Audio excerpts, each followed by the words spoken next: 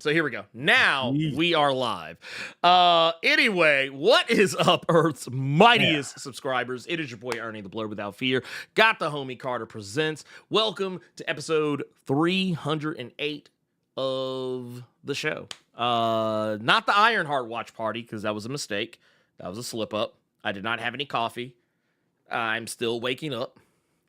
But here we are. Let's go. We are here. We're here. Damn it. One way or the other. I'm not even going to go through the usual spiel because I actually already did it once. I already did it once. And technically Twitch saw it, but not YouTube. They'll be all right. They'll be all right. It is what it is at this point. Mm-hmm. It is what it is at this point. So, Carter. Mm-hmm. We're going to have a special guest join us on the show. Gavin Guidry is going to be joining us a little bit later. Not by much later. I make it sound like it's going to be like hours from now. No, it's probably just within the next 15, 20 some odd minutes or whatever. But Gavin's going to come hang with us. And yeah. I don't really got much else outside of that. There's a couple of things I actually wanted to wait till we had Gavin's presence before we actually talked about, because there's some things that I think we could really benefit from his opinion on, considering his closeness to the situation. Yeah. He's got skin in the game, so we're gonna wait and talk about some of those things. But the main thing. Dang,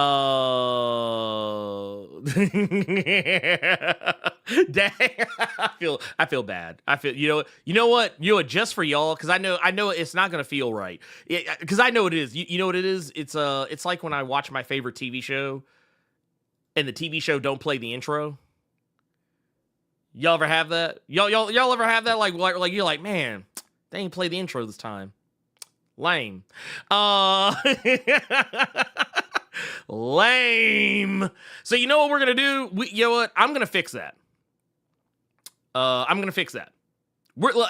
Okay. Here's what we're gonna do. We're gonna let's play Let's Pretend. We're gonna play Let's Pretend. We're gonna start this over. We're gonna play the intro and we're gonna do it right. We're gonna play the intro. Do it right. Yeah, let's see. Can I get this to working wise? Grass only greener when it's fertilized. Gave them truth in these songs, they prefer to lies. Destiny beautiful, adrift in her purple lies. You can't see me, you Stevie, wondering how I reach more evolutions than Evie and make it look easy. Dream on, yeah. Dream on, Dreamweaver. Dreamweaver. All right, yeah, now we can do it. All right, what is up, Earth's mightiest subscribers? I'm joking. Anyway, we're back. We actually didn't really leave. We're here. Yeah, let's go. Let's do it. Carter, what have you been up to, man? You been safe out there in these streets? Because you out there in LA where apparently, according to the propaganda news media, it is Judge Dredd out there in these streets. Now it is, because the military showed up. Now it is. It was for the most part it was just a bunch of peaceful protests, and now it's chaos. I will tell you the one thing that I have been doing. I've been watching a lot of reaction videos. All this week, I have been watching. I've been watching a lot of people react to Sinners since it's out for just general consumption now. So I've just been watching a shitload of Sinners reaction videos just to see how the other side is going to react to that movie. And it's been a lot of tears. It's been a lot of you better not let him in there. It's been a lot of why the fuck would she say that? It's been a lot of oh my God, is that spit? So it's been a lot of that. It's been a lot of that all week. More so because I said it on my Twitch stream this week, because this is gonna throw you for a fucking loop. I streamed like 3 straight days. Goddamn, dude. And then You a mad lad. But then it's funnier because of what I was playing. What were you playing? I was playing Avengers. People wanted me to play Avengers for some fucking reason, so we played Avengers. But then the DMCA boys can't. Oh wait, the DMCA boys. What happened? So there's a certain point in the game where Kamala Khan and Bruce Banner get to her ship, or get to the Chimera or the Triskelion, whatever you want to call it. Yeah. And Kamala's in her room, and she can turn on this laptop, which has this loud metal music. She changes the music to some Sia song. People in chat knew who it was. I had heard the song before, but didn't know who it was. But that song started playing, and Karma being a Karma, I said, you know what would be funny? I just got through playing that song from Sinners that everybody's been playing at the beginning of the stream. It would be real funny if Sia gets the stream cut off. Oh, so yeah. Then I see some people in chat saying, "Oh, that's comedic timing. 10 out of 10, Carter." And they were like, "Oh no, what the fuck? What the hell was it?" So I'm asking them, like, "What are y'all talking about? 10 out of 10 for what?" Not even realizing that the whole stream has been cut off on Twitch side. I'm still talking to people. Bruh, no, they didn't. No, they didn't. Yes, like the Square failed Avengers. Funny, for whatever reason, people wanted me to, but they wanted to see me play that on Twitch. So, and I had never beaten it. So I never beat that game. It was you, me, Nerd 901. We were doing the multiplayer, fucking around on that. And then after we all stopped playing it, I stopped playing it. I beat the Black Panther expansion. I remember you doing that. I remember you doing that. That's the only thing I have ever done on Avengers. Wow. Bruh. This man said, look, like you were the Kiki Palmer meme. You were the Kiki Palmer meme. You were like, sorry to this game's name. Oh, that was funny. But like, bruh. I said I might fuck around and stream today, but that was pretty funny. But yeah, I've just been watching people's reaction to Sinners, and it was more so because I wanted to see if people would get emotional at the scene I got emotional at, and true as fuck, everybody got emotional at that scene. Everybody. So I didn't feel bad anymore about getting all emotional. But I've just been reading, brother. I've had a lot of people been hitting me up. Shout out to. You know what? No, I'm not gonna give you a shout out. You kiss my ass. But my brother-in-law. It's because of the reason, dog. So my brother-in-law will hit me up. My brother-in-law will hit me up at just random ass hours to ask me comic book related questions because he's just getting into stuff. Got you. Okay, yeah. So but you big time. You in LA, you big Hollywood. You got 100,000 people on the YouTube channel with your homeboy. So I will get hit up at random hours, morning, noon, night, about how can Deadpool's cancer not be killing him with the healing factor. I looked on WebMD about how cancer kills cells, so I'm trying to figure out how Deadpool is able to do this. Hey Carter, hey Sean, how is it that Magneto can take the adamantium off Wolverine, but he not like how can Wolverine not still kill him though? How is Wolverine not dead? Hey, how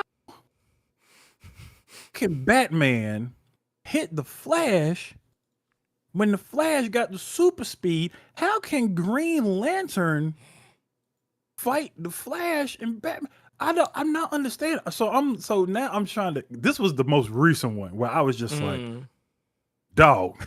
So I said, wait a minute. Batman hit the Flash. What are you reading? Like, I'm trying to just gauge what book he's reading. You said reading? No, I'm playing Kill the Justice League. Okay. Dude. Bro. It's the reason Batman can punch the Flash is so that they can move. That's a whole different universe. That's video gaming. Oh, you know why? So you saying that Batman is hitting Flash for the purposes of progressing the story forward. Yeah. Yeah. Appreciate that, brother-in-law. Click, and they'll be like 3 in the fucking morning.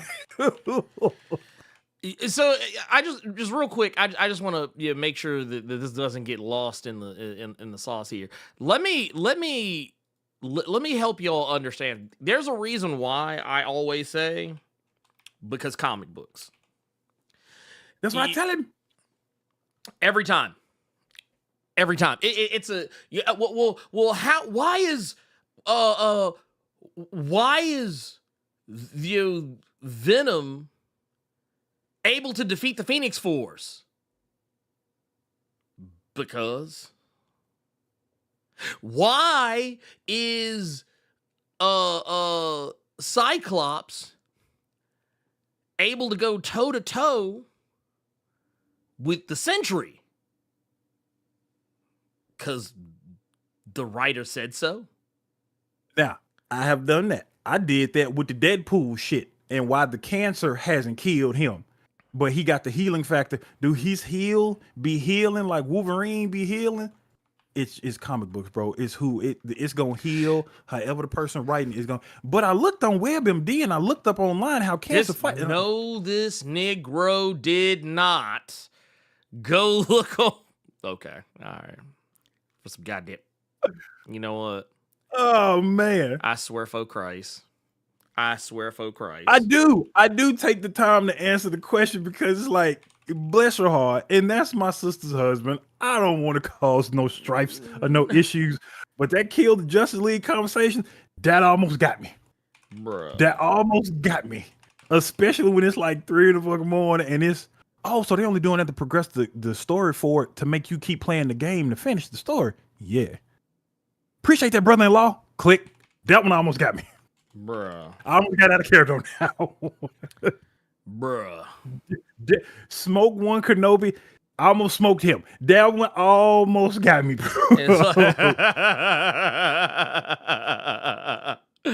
I just, yeah. I got He's an anime guy and League of Legends guy. He don't know nothing about comic books like that. Man, say he an anime. There's a lot of amazing. That man for real. Man, he just an anime nigga. Man, look, just dude. And my sister can't help him because her comic book shit begins and ends with Catwoman and Chew, and don't progress no further. Bruh. But yes, yeah, that's been me. It's been answering new family member questions and people's sinners reaction videos, and yeah, that's been me this week, and dealing with all this LA madness you brought up earlier. And I guess I'll tell you all too. Well, I don't really have to tell y'all. I'm doing a fucking Blerd Cave. I'm fine. I'm good. I feel bad for a lot of people, especially in my line of work. I feel like that's more of a I feel like that's more so a nerds of culture conversation or just me on Twitch conversation. But like I've told Ernie a lot that's been going on up here, but I'm fine. I'm good. We're cool. Y'all know I'm good. I'm getting 3 a.m. phone calls about why the Batman can punch the Flash. So I mean, Ernie, what you been? What's been going on, bro? Man, I don't even know anymore, man. I don't even know. Ooh. Anymore. Did you buy it? Did I buy what? Wicked and Divine. No. And so basically I had to make. Yeah, I started thinking about. I started thinking about that Mighty Keith Xbox skit. Just like, man. Yeah, watch that one.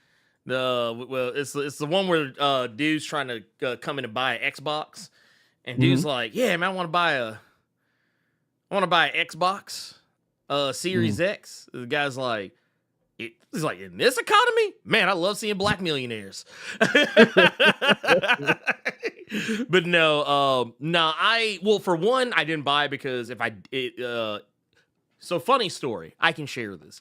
Apparently, I'm so quick on the gun with pre-ordering shit. I didn't realize I pre-ordered it twice. From the same outlet, no less.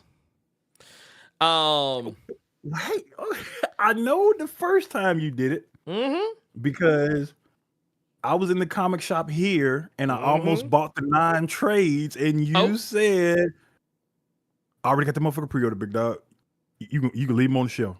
Is oh. he ready? No, oh yeah. I need to send him the thing. Apparently, it did not. It did Uh-oh. not do what I asked it to do, which Oh, is dog. what's up? Xylisms just said rule number 1 in comics: don't ever use real world logic to comics. What I need y'all to do is go to the last Blerd Cave where we talked to Moreo. Oh yeah. Read the comments, not this live chat that you all are a part of, and we appreciate you for that.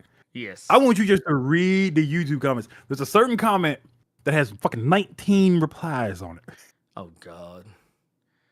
Do we want to go take a look read at that it? comment. Do we want to go take a look at that? Do we want to go pull that up just to? The reason I'm telling Xylism to do this is because he said don't ever use real world logic to comics. But there is a motherfucker in those comments that will wholeheartedly disagree with what you're talking about, big dog. Oh man. Oh my God. I done told y'all, if y'all want to see the other part, if y'all want to see the dark multiverse, because y'all just experienced the live chat. Y'all don't want to. What did Gordon say in fucking Dark Knight Rises? You don't have to put your hands in with the filth. This man said not the filth. While Not y'all in the the live filth. chat keeping yours clean. That's the problem. Oh my God. I swear, y'all. I fucking swear. What I'm gonna do is Yeah. I'm about to Gavin, I'm about to send you the invite.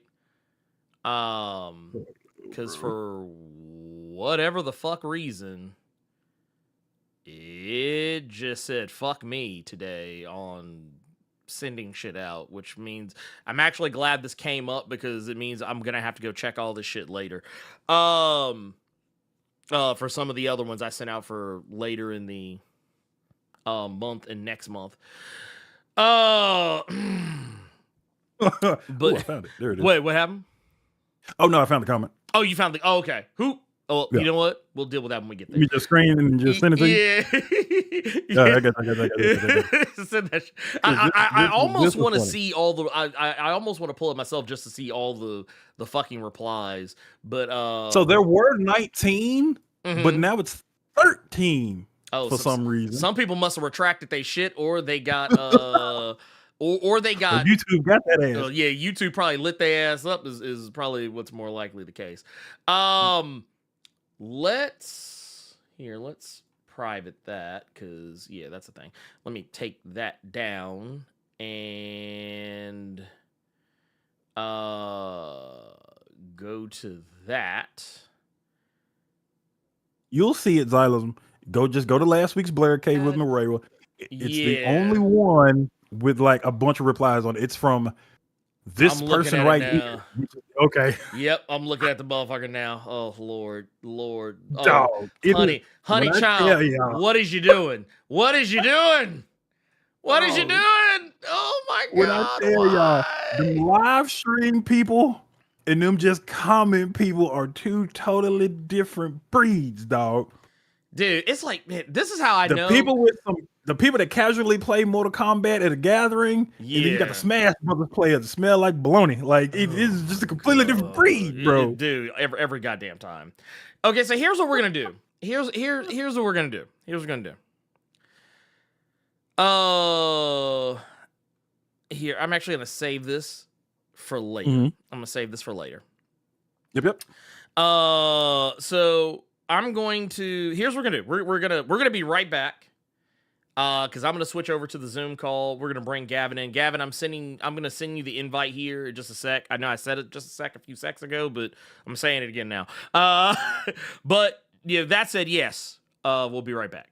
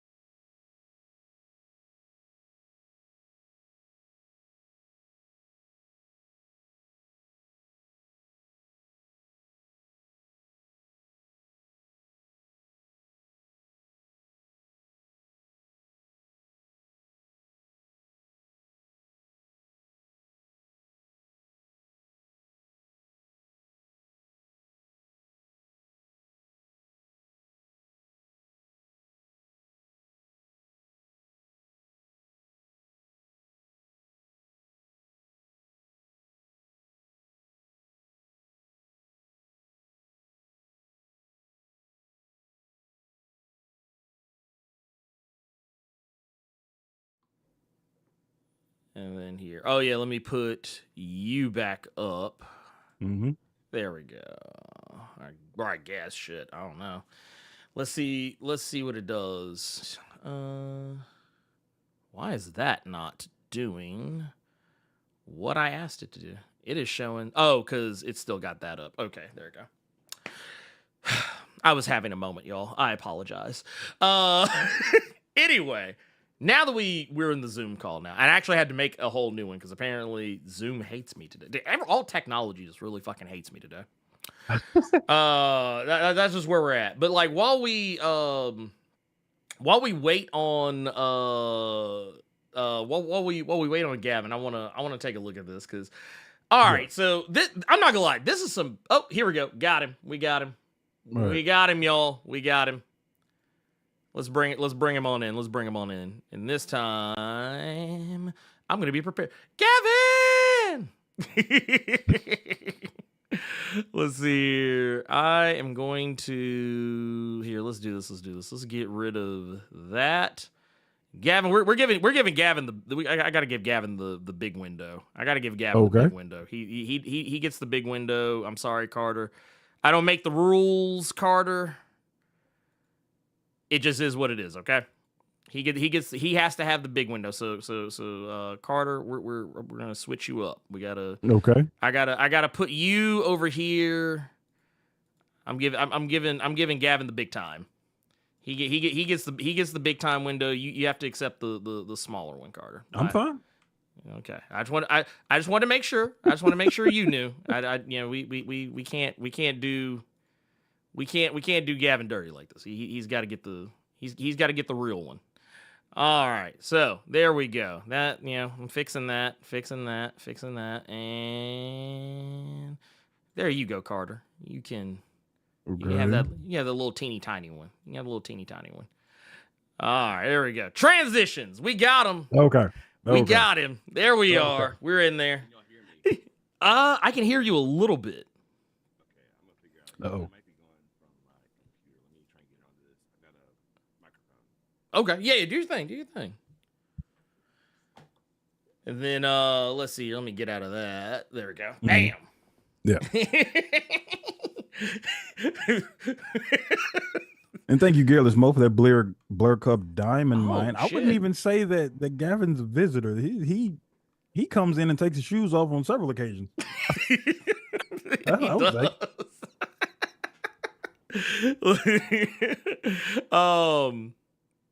Oh yeah, here, let me do this too while it's fresh in my head. All right, I'm gonna bump this volume up. Let me know when it's a little good or bad. All right, go ahead. How'd that sound? Are we all right? Better? Yeah, you can maybe turn just a little bit more. I'll do it. Oh, there you go. That's it. That's the one. Now look, I'm gonna warn you. If you hear hollering coming from out this room, that ain't on me. Nah, you're all good. All right. Yeah. But yeah. So Gavin, how you doing? I'm good, man. I'm good. Spending the last few days before I go out of town trying to knock out commissions and stuff while also staying on schedule. It's just there's no such thing as like really being prepared and ready to go out of town. It's as much time as I think I give myself. It always ends up getting here too soon. So like I'm going to Heroes on Thursday, and I'm already looking at it like Thursday. Look, I empathize with you because I'm a person who doesn't like to travel. So the prospect of having to travel a lot or having to like do any kind of like crazy like prep to do it, it just makes me tired. So yeah. I don't mind it too much individually, but what over the last few years, I would have more cons kind of stacked close, and nah, man, I'm done. This year I'm doing more shows, but I did a better job about spreading them out. There's only one spot on the whole year where there's like a week gap in between two shows. Other than that, it's like one a month, and it ended up being kind of like perfect where there's enough time for me to get my work done for the most. I mean, it still sucks, but I get it done. But also I'm not tired of traveling like crazy, and I get that extra money every month. You know, it's not bad having it spread out. So far, it's been working out pretty good. But that said, there's never enough fucking time, man. A con a month. That boy doing WWE events and shit. Right now. Yeah, man. Jesus. Including Fan Expo New Orleans in January and Fan Expo and GalaxyCon New Orleans next month. I'm doing, I think, 11 shows. Jeez. 12 shows, yeah. I'm traveling 10 times. I'm flying 10 times, so 12 shows. God damn. God. Look, man, but it's a part of it, right? Like, I mean, I get to go meet people. I can sell some pages. I can go travel, which prior to doing comics, especially when I was making like $25,000 a year raising a family, like I wasn't going fucking nowhere. Yo, I bet. I went to C2E2 in 2018, and that was my first time in the North. And I was over 30. So, you know what I mean? Like, I wasn't traveling. And it was like, I was like, oh, I'm in the North now. This is weird. Because for me, Memphis is North, you know? Yeah. Well, yeah, because you are actually legit in the South. Like I mean, South. I'm an hour from the Gulf. Right. So, You yeah, know? that's like, yeah, we're like, even though they technically call Memphis the Mid-South, I mean, we're kind of the top of that is motherfucker. important. Yeah, mid's important. I was like, we're technically at the top of that motherfucker. Yeah. Because I don't know. I guess technically, there are some people who consider Kentucky, still like, a part of the, I guess it's technically the South, but like, even though I don't even really think about Kentucky at all, like ever. So like, I just forget it's there. It's like Tennessee's top hat as far as I'm concerned. But I always just thought like, man, dude, we're literally like this, we're at the top of this motherfucker. So. Yeah, like the deep part of Deep South is definitely like for real. Gulf Coast, it's just a whole different animal. I can imagine, dude. That's man. And really just for not even just like just difference of locale, but just like man, I always feel like it's always some wild shit. Flying through the Gulf area, just like weather-wise shit. I'm like, man. I mean, it's 88 degrees right now, and it feels like 91.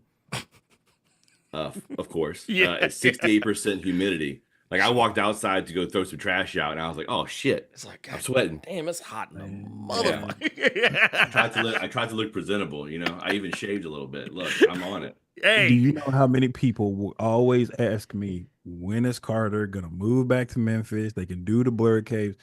What you just said is one of them reasons. I'm not going back to Memphis.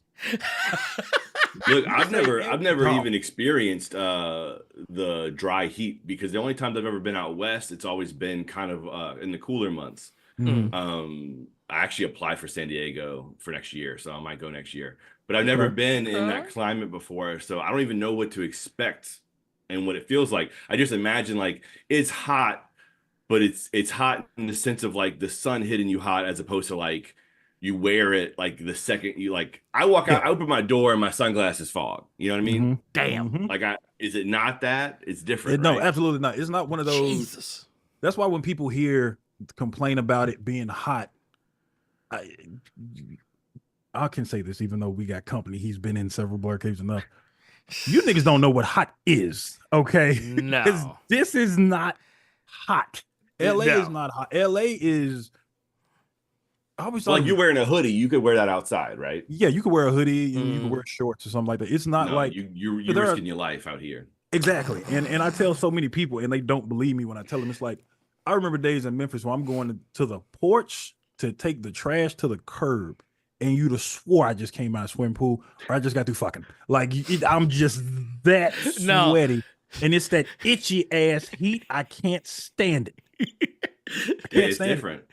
Now, it's hot enough out Carter's way that I remember you telling me, because you had your window open, you heard motherfuckers right across The yeah, they ran. Just right outside the window, the next window across, their window open, and you just hear. Sure did.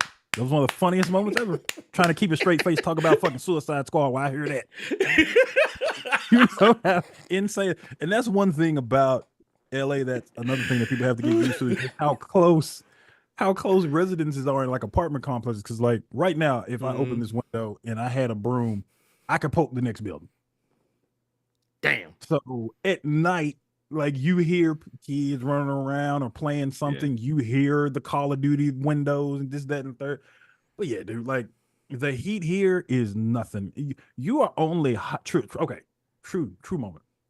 I'm only really hot when I'm going in. You know, when you getting off work and your car been sitting out in the sun, that's the only time I'm just hot. Yeah. That's it. That's it. Other than that, I'm chilling. Yeah, but sometimes that headrest on the back of your neck is nice. Yes, it is. Yes, it is. You just lean back. Oh man, like get that extra. It's not that seat belt hit that skin and your soul come out real quick. It's never been that kind of heat up here. I've been here 6 years now. It's never been here. I always feel bad because with kids, like having a car seat, having like the five harness thing, there's 4 metal connectors, so there's so many freaking burn spots. Yeah, you playing with God right now, dog. It's rough.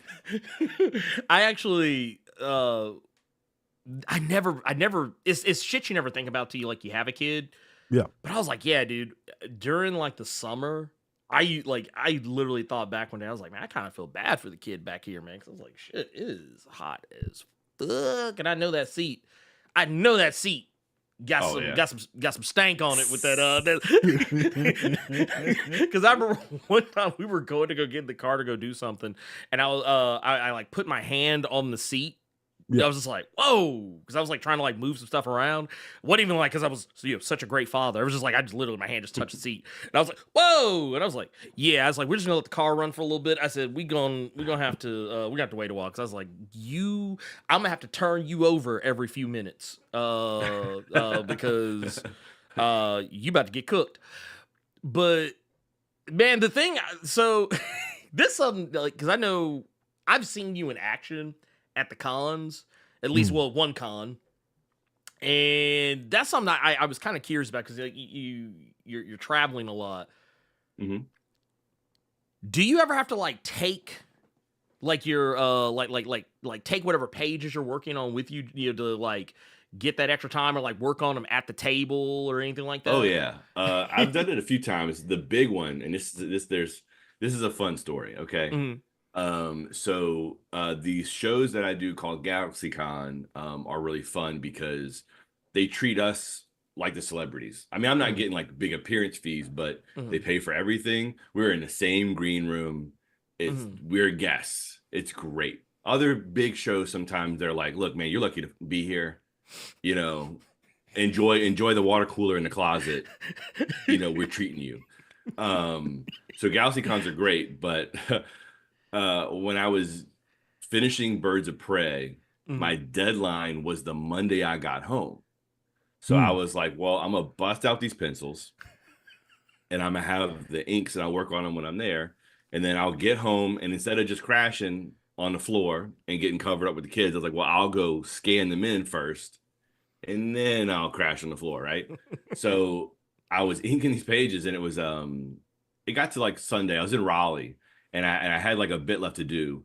I didn't even finish at the show, actually, but I was like, I didn't do as much as I should have in the early days. Let me go ahead and work. So I went to the green room to work, and in comes, I'm in a circle table, okay, and in comes Captain Kirk, whose name is escaping me for some reason right now. William Shatner. On his rascal, because he rides around on a scooter at the show. So does Danny Trejo, which is crazy to me because I don't think of him as being old enough to be that way. But last time I saw him, I was like, oh, fuck, Danny Trejo got old. Yes, he did. Selling them tacos, man.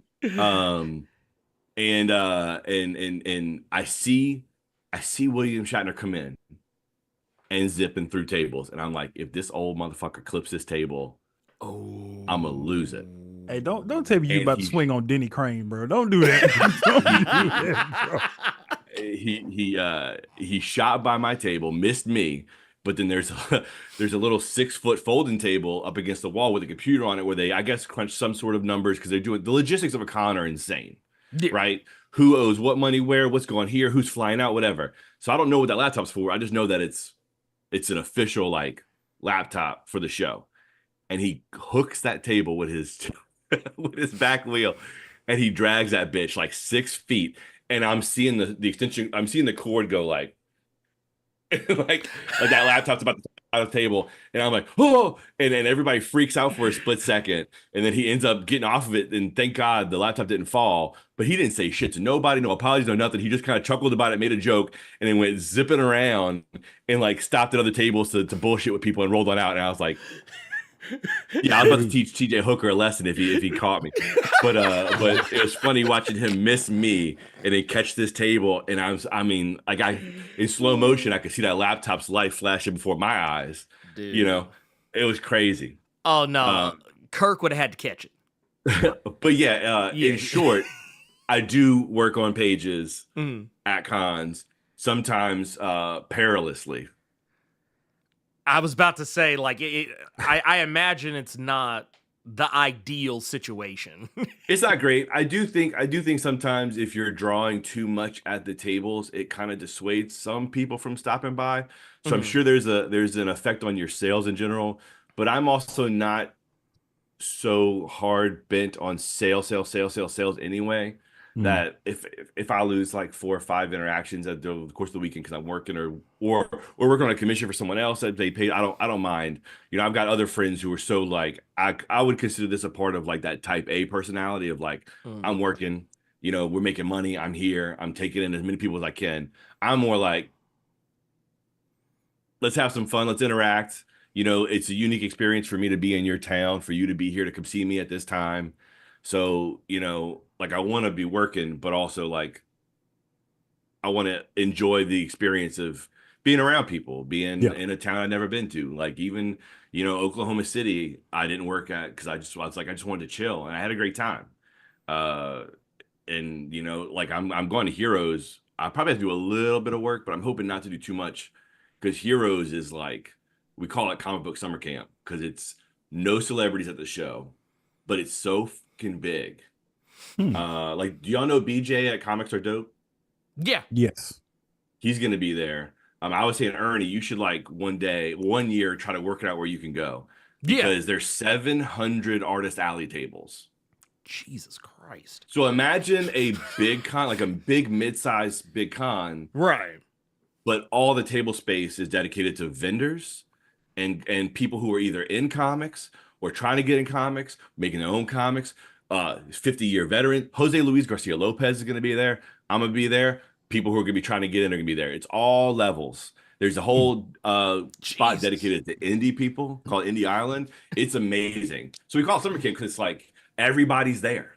You know what I mean? Dude. It's usually Father's Day weekend, which is a tough part for some people. Yeah. But for me, I'm like, you know, we don't do anything for Father's Day. So it's kind of like, well, what do I want to be doing for Father's Day? And like, I want to be chilling. So I'll go. My birthday's a couple weeks later. So my wife is like, go buy pages, spend money. That's how I got all these Eminem pages. Because I'll see Wade or Eminem at shows, usually at that one. And I've been staring at Ultimate Spider-Man pages that I couldn't afford since I was a teenager. And now that I can and I'm making show money, it's like, you know, it's not to offend anybody, it's girl math, right? If it doesn't come out the bank account, did I spend money? I don't know. Yeah, I mean, look, that, I mean, I'm not gonna lie. I mean, I fuck with that logic. So if I go and I make if I make a couple grand, you know, who's to say spending $600-700 on art ain't that big of a deal? I mean, well, and also, I don't know. I'm such a sucker for like behind the scenes or like, you know, kind of like that you know, kind of pulling the curtain back a little bit, getting to like like if someone's like, oh man, dude, check out, you could get, did you know you could get this random page from this random comic, you know, before, you know, the actual raw like imagery, I'd be like, how much So here's the thing about these Ultimate Spider-Man pages that I love. And I mean, this is more a testament to how much of a brokey I was because I was raised in my family. But like, these are like $150 pages, $200 pages for like a piece of original art. It's not when it's Stuart Eminem and it's Spider-Man. That's not bad at all, right? No. So I mean, some of these pages, don't get me wrong, some are like $6,000, but a bunch of them are around that like $200 range. So like, I'll go and I'll pick up a handful. We'll cut deals. Maybe I'll do 3 pages for 500, something like that, and then I get to come home. I mean, I don't even have them all framed because I'm running out of wall space. But like, I got some. Oh, amazing snap. I mean, look at that. It's amazing. Right? Oh, like, dude. These things are freaking dope. Dude. Yeah. See, that's the type of shit. See, this type of shit I like to see. This is. See, this type of shit where I would go broke.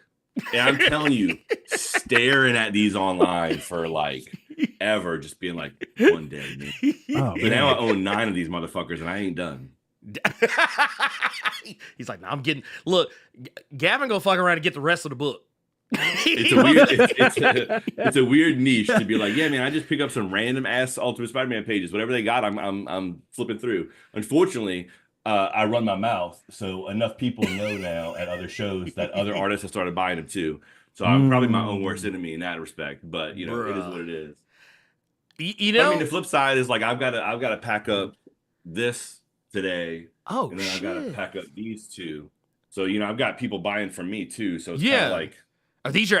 Is this This is from JSA, and that's from Action. Okay, yeah. Dude, man, I know Carter's sick of hearing me say this. And this is the JSA stuff that hasn't been fully announced yet. That's why it's blurry. Because I don't trust the internet. Oh yeah, no. Yeah, look. I'm sitting here like I've been kind of eyeballing to him. That's so nasty. Let me see what that is. That's so nasty. That's Al Pratt, the Atom, right there. I'll give you that. Oh, okay. Yeah, I was about to say. Yeah, you can't sneak that motherfucker past me. That's a huge piece. But yeah, I mean, like my whole wall is lined. I've got 11 spots on top and 11 on bottom, so that I can, whenever I happen to do a 22-page issue, I have the whole page laid out, a whole issue laid out. So as I'm working, if I need actually to, gangster to do. What did I fucking do for that page? I can turn around and just be like, that's actually really gangster to do. Yeah, got that from Jim Lee from like some random. Dope. I think you know what it was. It was when he used to run his blog, Gelada Medi. He used to run an art blog in the 2000s, back when he was doing like right after Hush, when he was doing kind of nothing. He was just chilling, living in Italy, because he actually made real money in comics, and with his like 8 kids, now he has like 17. But he was in Italy and he was running this blog with a bunch of artists, Carlos Danda, Ale Garza, Lee Bermejo, and they would just give you that inside dope, right? Behind the scenes stuff, and he would post sketches all the time. And he showed how he would hang stuff up, and I was like, I was like 14, so I didn't have shit to hang up. You had some Dragon Ball Z pictures that you traced the fuck out of somewhere. Yeah, look, one of my friendships started over me having Dragon Ball Z art that got passed around the bus when I was 14 in 9th grade. One of my best friends to this day. It's funny because we now know when our friendship started because it was dated like November 2002 on the drawing. So we always like, well, let's get together, hang out, celebrate, our friendship being now 20 fucking years. But yeah, so every time I do a new office, I always have one wall dedicated to hanging up the pages. And it's nice to just look at in general. But it is helpful because especially when you're working on a team book, there's so many variables on what you're working on, like how you handled a certain thing in a certain page, but also okay. I was talking about this with someone yesterday about so this is a team of a bunch of handsome white men, right? And they were designed in a time where their distinction is their costume, not their secret identity. So I'm trying to figure out a way, like it's important to me to have them, they're handsome white dudes, but they're not all the same handsome white dude. Right. But when you're designing on the fly on the page, it's like, okay, wait, how did I draw Alan Scott's fucking face? Like, don't make Jay Garrick look too much like Alan Scott, look too much like Carter. You know, and then like Yeah, Carter Hall, Carter Hall, Carter Hall, Carter Carter Hall, Hall. Carter Hall, Carter Hall. I knew, but I was like, but he's like Carter Hall. In the comics, Because he's I'm white. reading chat. And so when I heard it, I was just like, whoa. I bet not see me on that fucking wall back there. look. The smart money is you know, sometimes basing them on an actor, and even if you kind of move away from it, at least having like that base to give you like different features. Yeah. And I did that with Shaira and Joan Garrick, but I did not think to do that with the men because I'm stupid. And I was just on the go. So yeah, that's my wall right there. There's a ton of stuff. There's a really awesome page that I'm not going to show you, but I'll show y'all after the show. Okay. Because it's a big reveal at the end. Okay, and y'all can't see this shit. Splash, and it's dope. Yeah, y'all get to see that. Y'all don't get. And then you know, I've got all my toys. Well, some of my toys. I've got Power Rangers, and they have a Zord in front of them, the Megazord in front of them. I've got a bunch of my here right now. I'm gonna pull this over so we can kind of I got artist editions up top. Oh, I got a Batman, a Spider-Man hot toy. I've got some Gundams back here, but you can't see them because I got 2 Switch 2 boxes in the way. Oh, he's like, look, y'all don't know nothing about that. Y'all don't know nothing about that. Y'all don't know nothing about that. Did y'all think these comic books wasn't paying? That's what that was. he's like, look. He's like, I can buy a Switch 2. As a matter of fact, that's called I can buy 2 Superman checks. That's what that's called. That's those Clark Kent checks. Hey, you know what I mean? Yeah, I don't know if y'all heard it. I heard a cha-ching when I saw that page come up. I'm just saying. Let me ask this because someone brought this up. Mm-hmm. I don't know what happened because I feel like I missed something. Mm. But Figure Drawing said, I dare you to ask Gavin about super triggering Sean from Comic Pals today. Dare. You know me, I love a good dare. I don't know what happened. I missed it. All so right. I'm curious. So Sean is an adult man with no kids. Oh. And Donnie Cates is making the rounds. You know, he's back, which is great. Right. I'm happy for him. He's healthy again. Yeah. But he said something about in an article about his plans for the Ultimate Universe, about how Spider-Man should have kids because he's an adult, and to be an adult, you should have, you know, like that's a part of being a kid. It read that way to Sean that like if you want to have adult problems, that's a kid, that's family, that's doing this. And Sean was like, "Fuck that! Being an adult ain't just that." And then I said, like, well, my take on it is like, you know, the thing about Spider-Man should be, and this isn't what Donnie was saying, but this falls into what we always hear about how people can't relate to characters that don't have their lives. Mm-hmm. And my take on that is that like that always drives me crazy because it's the same thing as like the people who can't connect to characters who don't have the same race as them. And it's like I can watch a movie with a black main character and identify with that black main character the same way I can watch a movie with a bunch of teenagers and connect to them as teenagers. Because once I was a fucking teenager, I have 3 kids now. I'm 30. I'll be 37 at the end of the month. But yeah, young man, I kind of miss being a teenager. but you know, I don't have to have my life reflected directly back to me. And Sean was like, he was about that comment. He got heated a little bit. He got a little emotional. But I love them over there. I watch them in the mornings, and I usually pop over and watch you guys and hang out most Saturdays. But yeah, it was a big thing about like like what? I'm not a fucking adult because I don't have kids. What the fuck is this? Like not everybody has the same life, you know? And I'm like, yeah, you're right. But also you should be able to connect with characters that don't live.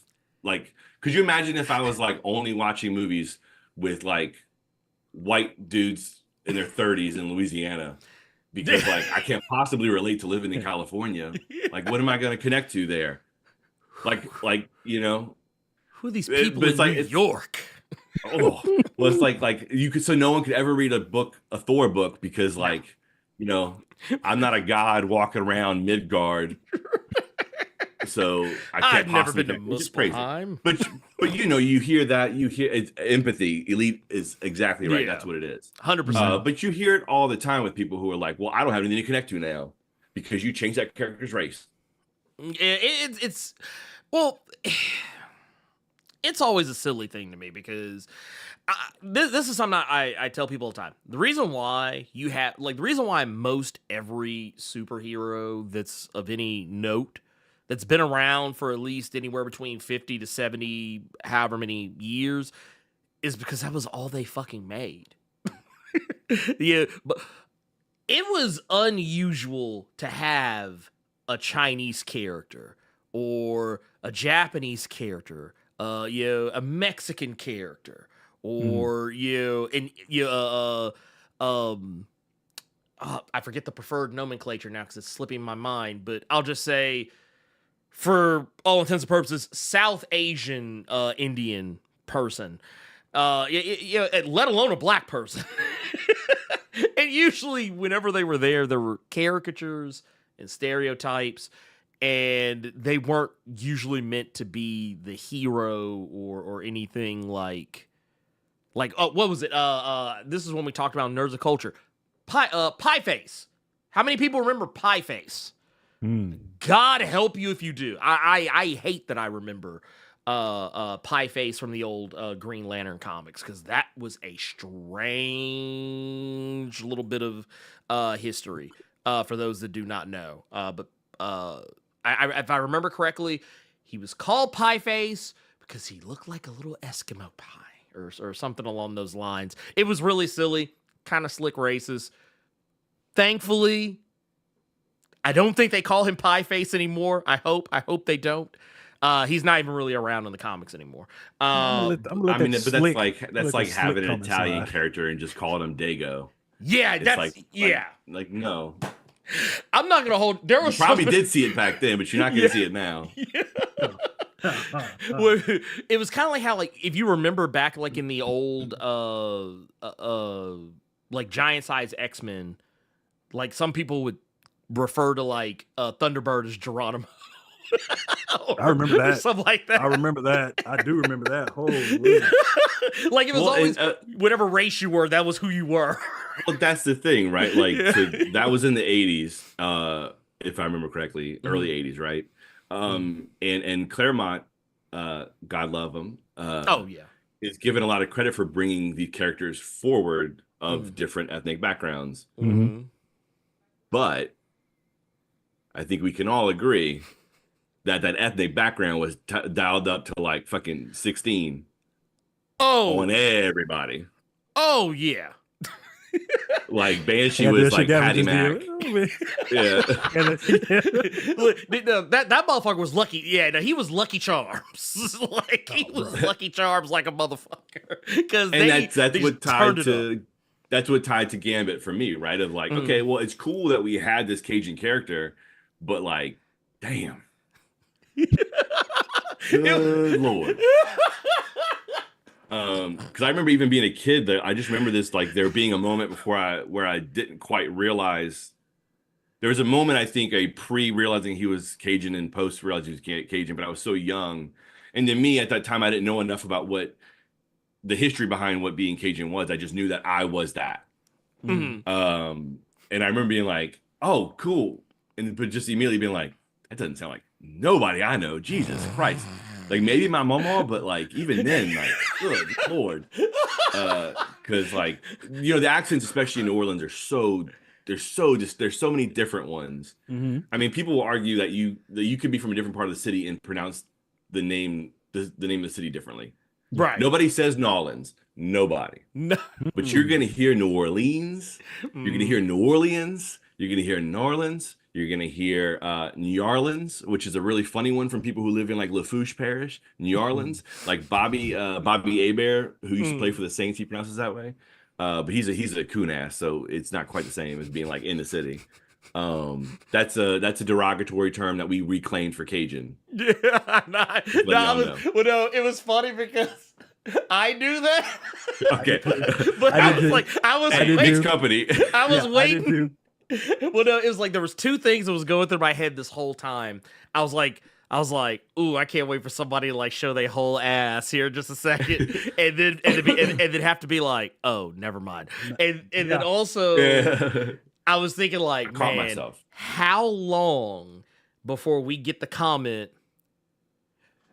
Man, Channing Tatum was such an authentic. I'm waiting on it. I'm literally waiting on it because I was like, man, it's like clockwork. Somebody is gonna say it. I'm actually looking through now just to be like, that's what I've been looking for. Be like, has somebody So said? I'll give my nuanced take on Channing. All right. There were moments when he went almost Jamaican patois, which being that we are English speakers through French tongue, there is a similarity to the accent in certain ways. And it was still, very dialed up. But he did some things that no one has done before that are accurate. Really small things. Like if you go back and watch the movie, whenever he pronounces a sound, like a, like a bat, it's got that ah sound.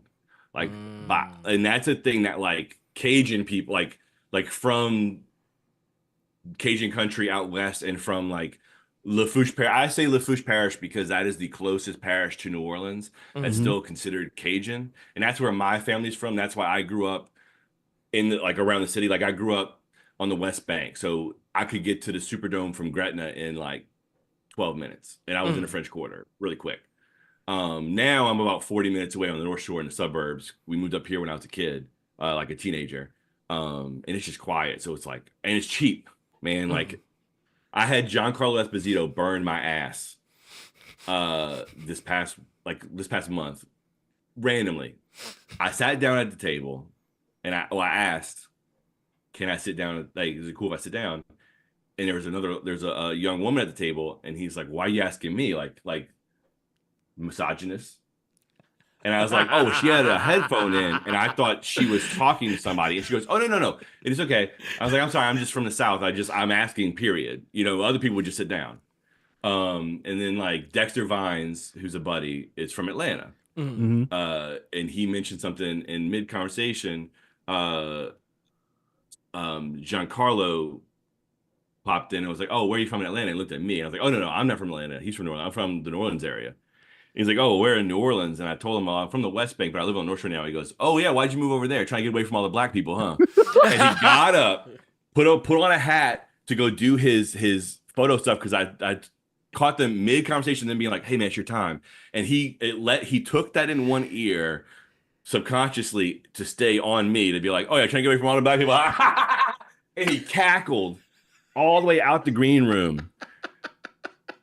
It was like, and it was one of those things where it's like, well, what do I even say to that as he's walking away, making his exit, laughing at me? I was like, oh man, he burned me so good. And Dexter, like, we ended up in a group of like 12 or 15 creators having dinner at the end of the night and like having to go over all of our crazy stories. And I was like, well, I got burned pretty good by Giancarlo. I've had 2 interactions with Giancarlo Esposito. One time he accidentally hit me with a door. This was meaner. Damn. Man, why you let Sidewinder do you like that? He's funny. He's wild. You're an asshole for that. You're an asshole for that. What'd you say? So why you let Sidewinder do you like that? Look. I didn't have my guard up. I was just I thought we were all friends, man. And he came for my neck. Wait. But he came for my neck and walked away. Yeah, no, he had me bugging out. Right. Yeah, that was one of them like early Assassin's Creed 1, just stab you real quick and walk the fuck off into the crowd. It's like, and I didn't see him again. So like, but it's one of those things where like I'm likely to see him at he's coming to New Orleans for this GalaxyCon. So it's like, I might see him again. Will he remember me? I don't know. What do I expect to even happen? I'm certainly not gonna be like, hey, remember giving me real shit about living in the suburbs? But like, on the flip side of it, like it would be so much more expensive for me to live in the city. Like, yeah, I know this is like the nice suburbs, but I can rent a house out here for so cheap. You like real estate in the city is horrifying now. The second time he said the word cheap, and I've gotten mad both times just because. Hey, look, you made that decision. I did. But every time I will ask Ernie about certain things, and then there was an instance where it was right after Cave. He just had me look on Postmates at like Burger King menus or some shit, and I would tell him how much certain shit was here, and then he would tell me how much it was there, or he wouldn't tell me how much it was. He would just start fucking laughing, or he would just say I don't nigga even and then think just start about cackling. that. Yeah. Like even the national chains regionally, their prices are they're higher. That's crazy. So like he was so like how much is a 4-piece chicken nugget for the kids? Oh, that doesn't exist up here. It's 3 pieces and it's like $12. And then he just started laughing again. It was like LA is dog. Oh no, it was. I mean, look, I'm over here now being like, God damn, McDonald's got expensive, but I can still feed the whole family for like $40. Yeah, that's like the dollar menu at McDonald's here is $3. Nothing, because there is no dollar menu here. That shit started like $3 or $4 or $5. What got me was Subway. Subway was the one that fucked me up because you were like, "Oh yeah, dude, shit." Hey, after 5, it's 3 for $30. That which is exactly. That was my face. So this motherfucker was like, I had a second for the math to go because I don't have it like that anymore. But like, oh my God. So the deal is $10 for a foot long. Is that like sides or just that's a sandwich? That's just a sandwich. That's just a sandwich. Why? Because I was telling him. You blew my mind. Oh my God. Yeah, dude. That's crazy. He told me how much his Subway was going to cost, and I was like, "Oh, I was like, that's with chips and a drink, right?" He was like, you buying a franchise? What the fuck are you doing? Yeah. God damn. I was like, dude, he was like, no, it's like $15, $16 just for the sandwich. I was like, excuse me? Yeah. Because I was paying like 18 or 19, I think, but still getting like the chips and the drink. Yeah.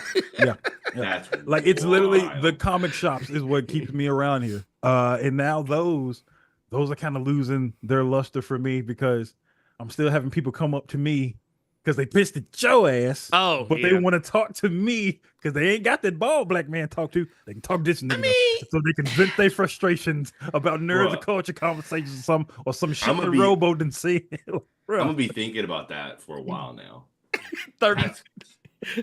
3 for 30. Like real estate, but like $10. Oh my God. That's a deal. Yeah, that's the deal. After 5. Like when case in point, and then we can move on because I actually have a question for you, comic book wise. 2-bedroom. Oh, I'm gonna get you on mine too. Go ahead. 2-bedroom, 2-bathroom apartment. It's what I'm in right now. Right. Okay. $3 a month. Okay, I pay half that. 3 bedrooms. House. Little bit of a fenced corner lot yard where you have like we're on like a 1/4 acre total, so we have like a decent little backyard. I have like a little 15-foot pool in it, and we have some space in a shed and all that stuff. A fenced in yard for just $1,500. And when I got it, it was $1,100. You know, when I started renting. God damn, we've been in here for a while. 7 years ago, 6-7 years ago. Yeah, you can go to hell. So the comic book question I want to ask you, because you brought up Gambit, and I see you on JSA right now. I want to ask how long you gonna be on JSA, but you're bringing up Gambit and certain things that you didn't particularly approve of when it came to your boy Channing's portrayal. Looking at Christian Ward, looking at Ryan Stegman, looking at Chip. Do you have something in the back of your mind that you could put on that wall that you could possibly pitch to Marvel as a mini or something, Gambit wise?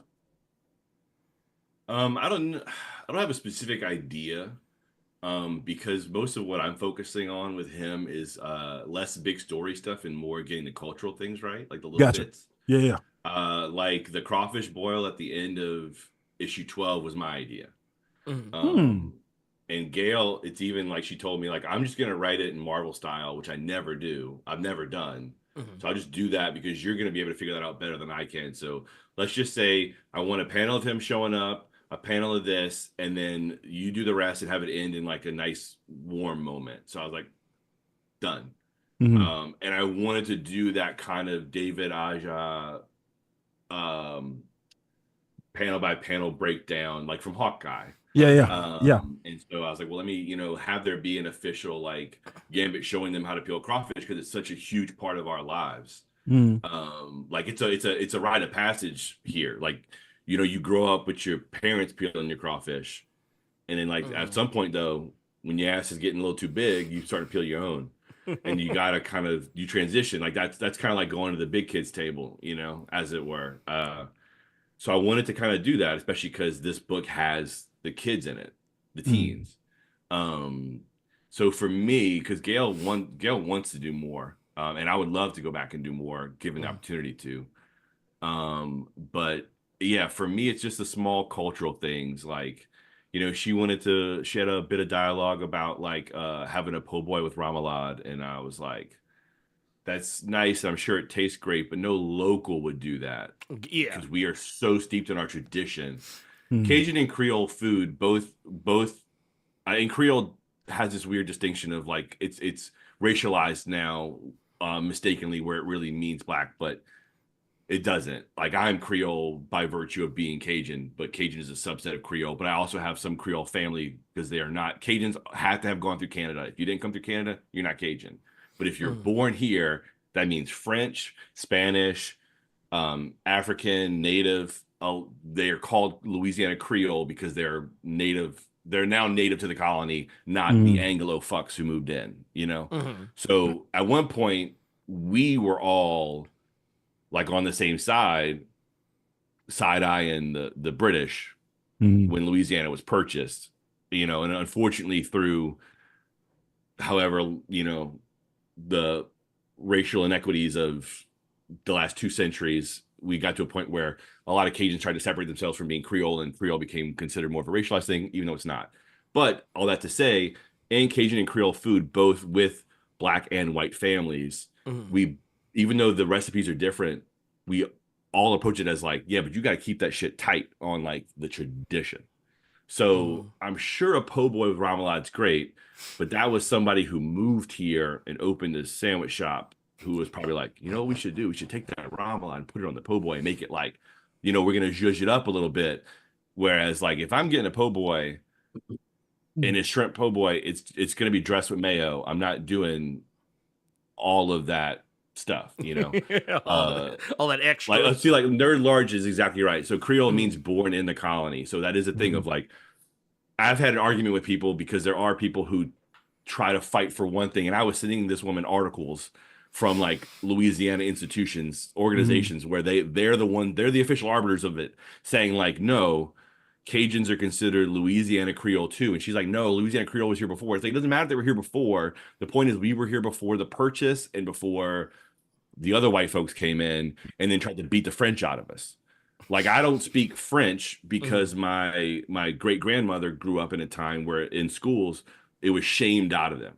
They weren't necessarily beat per se, but it was a thing of like, no, school, court, hospitals, anything official, we're English in this bitch now. And so there's a whole generation that barely pass it on. That's why Creole and Cajun French is such a rare language amongst people my generation. And that's why that's part of the thing with Gambit, not just the language, but also the accent is like, he was created by a man who at that time was probably in his 40s, and he was created in the 80s. So maybe that could be kind of authentic then, even though not real. Like, he was straining the lines of credulity then. Yeah. But 40 years later, like, Gambit should be my age now.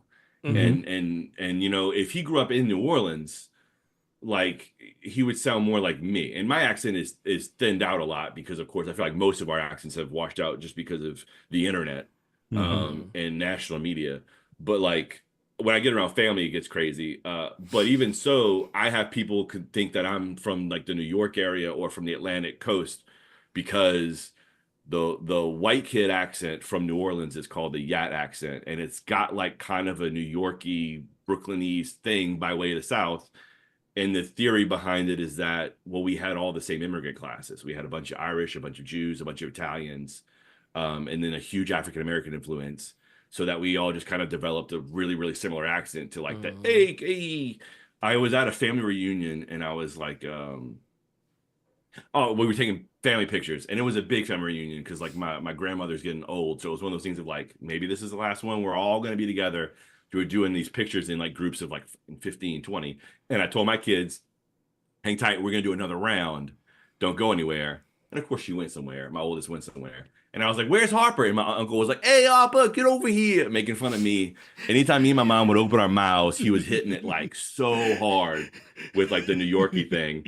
And it's like, it's one of those things where like, it's fair. It's fair. It does get like a little ridiculous. But Gambit, if he grew up in the city or even in the burbs, like right outside the city, like I did on the West Bank, you would sound more like this, unless he was from Chalmette, and then it would be like this, like dialed up, like good, because like the Chalmatian accent is fucking cool. If there's a dude called Hold the Mayo, and he does this thing called Red Beans and Rice Mondays, R&R Mondays, and he's been doing it for like 2 years now, and he's a funny cat, but he's from the parish. And that's Chalmette. He's the parish. And he's got like the oh come on man, like that crazy like Chalmette accent. And he goes to these places and he tries the red beans, and he's really funny. But if you wanted to hear like the Chalmette accent, that's like the east of New Orleans, that's him. But the Yad accent is like this, and then of course you have all these other distinct New Orleans accents, especially in like black communities. Like uptown sounds different than people who grew up in the Bywater, sounds different than people who grew up in New Orleans East. But everybody says baby, and everybody loves the way people say baby down here. And we don't like, so y'all grew up, let me ask y'all this. Y'all bae as like a thing for your babe, like your term of endearment, girl, whatever. We said boo. Did anybody say like up there was boo a term of endearment? It depended. For me, it depended on like I never really, I would use it ironically, but like other people around me would actually use it like dead ass. Like but it was also one of those things that it really just depended on who you were around and like what part of Memphis they predominantly came out of. Like, I would say you'd be more likely to hear that like South Memphis, maybe some East Memphis. Not Germantown.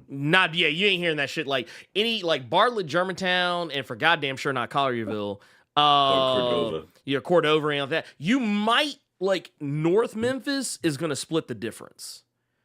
North Memphis will probably split the difference a little bit, but like at the time when like that first started kind of being a thing, you would hear it more often than not. You'd hear more nowadays, nah, but I don't know. Actually, shit, I might be lying. It might still be a thing. The blackest neighborhood I usually find myself in nowadays is Frazier, and that's just like why you because it's right over there. Oh, okay. Yeah, let me correct that. Frazier is not as close to me as I just said. It just feels like it because it's literally the next major like neighborhood or whatever area, whatever, like to where I'm at, because I'm on the ass edge of Bartlett. Like if I step like maybe 20 feet over that way, I'm in Bartlett. But so like I see a comment from Sig Fang Architect of Sin. Speaking on the cooking, you better have some Tony Sachets or you in trouble. Oh, you don't think I got like 3 of those motherfuckers in my cabinets right now? That's why I was laughing. Somebody else said is Gavin shit invited to the cookout. I'm like, shit, this white man might be cooking at the fucking right. You shake me, Tony's comes out. Well, it's funny because I was like, dude, shit. Even in Memphis, we keep that shit. Yeah. Well, but like the big one with the black community though, Lowry's, right? Yeah. Well, so. But Memphis is the only place I've really been out of town. So Memphis, when I went to college in Memphis, I was stoked on going to Kroger, turning the corner, and seeing Tony's and being like, "Oh shit, thank God!" Oh yeah, no, and putting it on popcorn for everybody to have them be like, "Look, you put this on everything. It's the shit." You really can. Because so we recently, I like Slappy Mama, but I'm a Tony's guy. I mean, you know what? For me, I haven't tried putting Tony's on everything, but now I'm actually gonna slick try that. But like, low key, if it's savory, Tony's is gonna work. Okay, so not like all the time, but yeah, and ours is definitely gentrified. But we, like, just at here home, we'll make like some red beans and rice, stuff like that. We, usually, either red beans and rice, or we'll make like some Hop and John, or whatever. But like whatever it is we make, it's like, oh yeah, we put in the Tony's. The Tony's is getting put on there regardless of whatever. It's got you covered. Yeah. Yeah. You don't even have to do shit else, really. I mean, we still kind of mess with it. They're talking about obey. Like, that is a cardinal fucking sin. Like, you see all these people, and here's the thing, right? You see all these people doing crawfish boils on TikTok. There's this weird thing on TikTok about like Louisiana folk and Louisiana stuff. But a lot of them motherfuckers, especially the white people, are in Texas. And I know there was a big diaspora following the hurricane, and Texas has gotten kind of Louisiana-fied, especially in Houston. Even our Asian immigrants, like there's a huge Vietnamese population who then ended up in Texas, who are now even doing the crawfish boiling where they're putting the seasoning on the shell, which I would never do, but I would eat the shit out of it if I went to, somebody else was doing it. But so there is a thing about like, well, food evolves, culture evolves naturally. But if I see a motherfucker boiling crawfish and they're throwing in like green beans and they're throwing in like jalapenos and then they hit it with Old Bay, that's what I know.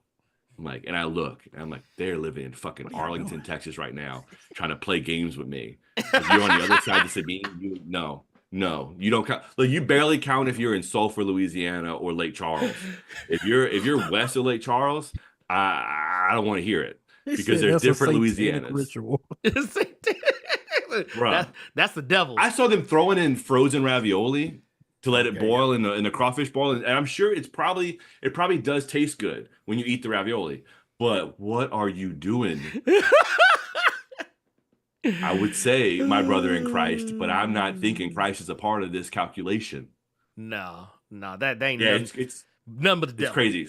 So Old Bay, if you catch somebody using Old Bay and they're saying anything about Louisiana, no. Cut them out.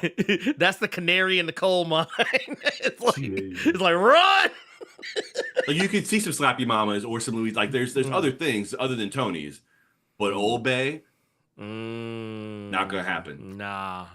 Well, one thing that this is some Carter. I don't know if you still have this pulled up because it was like we talked about this a while ago. I wanted to save this for Gavin because Ron? Yeah, I know for a fact that Gavin is gonna have a thought on this. When you say Ron, Ron Mars. Oh yeah, I figured. So apparently Ron Mars out here triggering some folks out here. Okay, so this is all it was. I'd been looking for this thing for fucking past 3-4 days now, but I'd seen someone tweet that when it pertains to comics, writing comes first. Art is super important, but art gets people in. Exactly. But the examples they brought up was when it came to Killing Joke, you were there for the writing of Alan Moore. When it came to Uncanny X-Men, you were there for the writing of Chris Claremont. With Animal Man, you were there for Grant Morrison. With Green Lantern, you were there for Jeff Johns. Ron Mars retweets that and says, well, before you say that, my first thing I want to say is, no, motherfucker, you were. Yeah.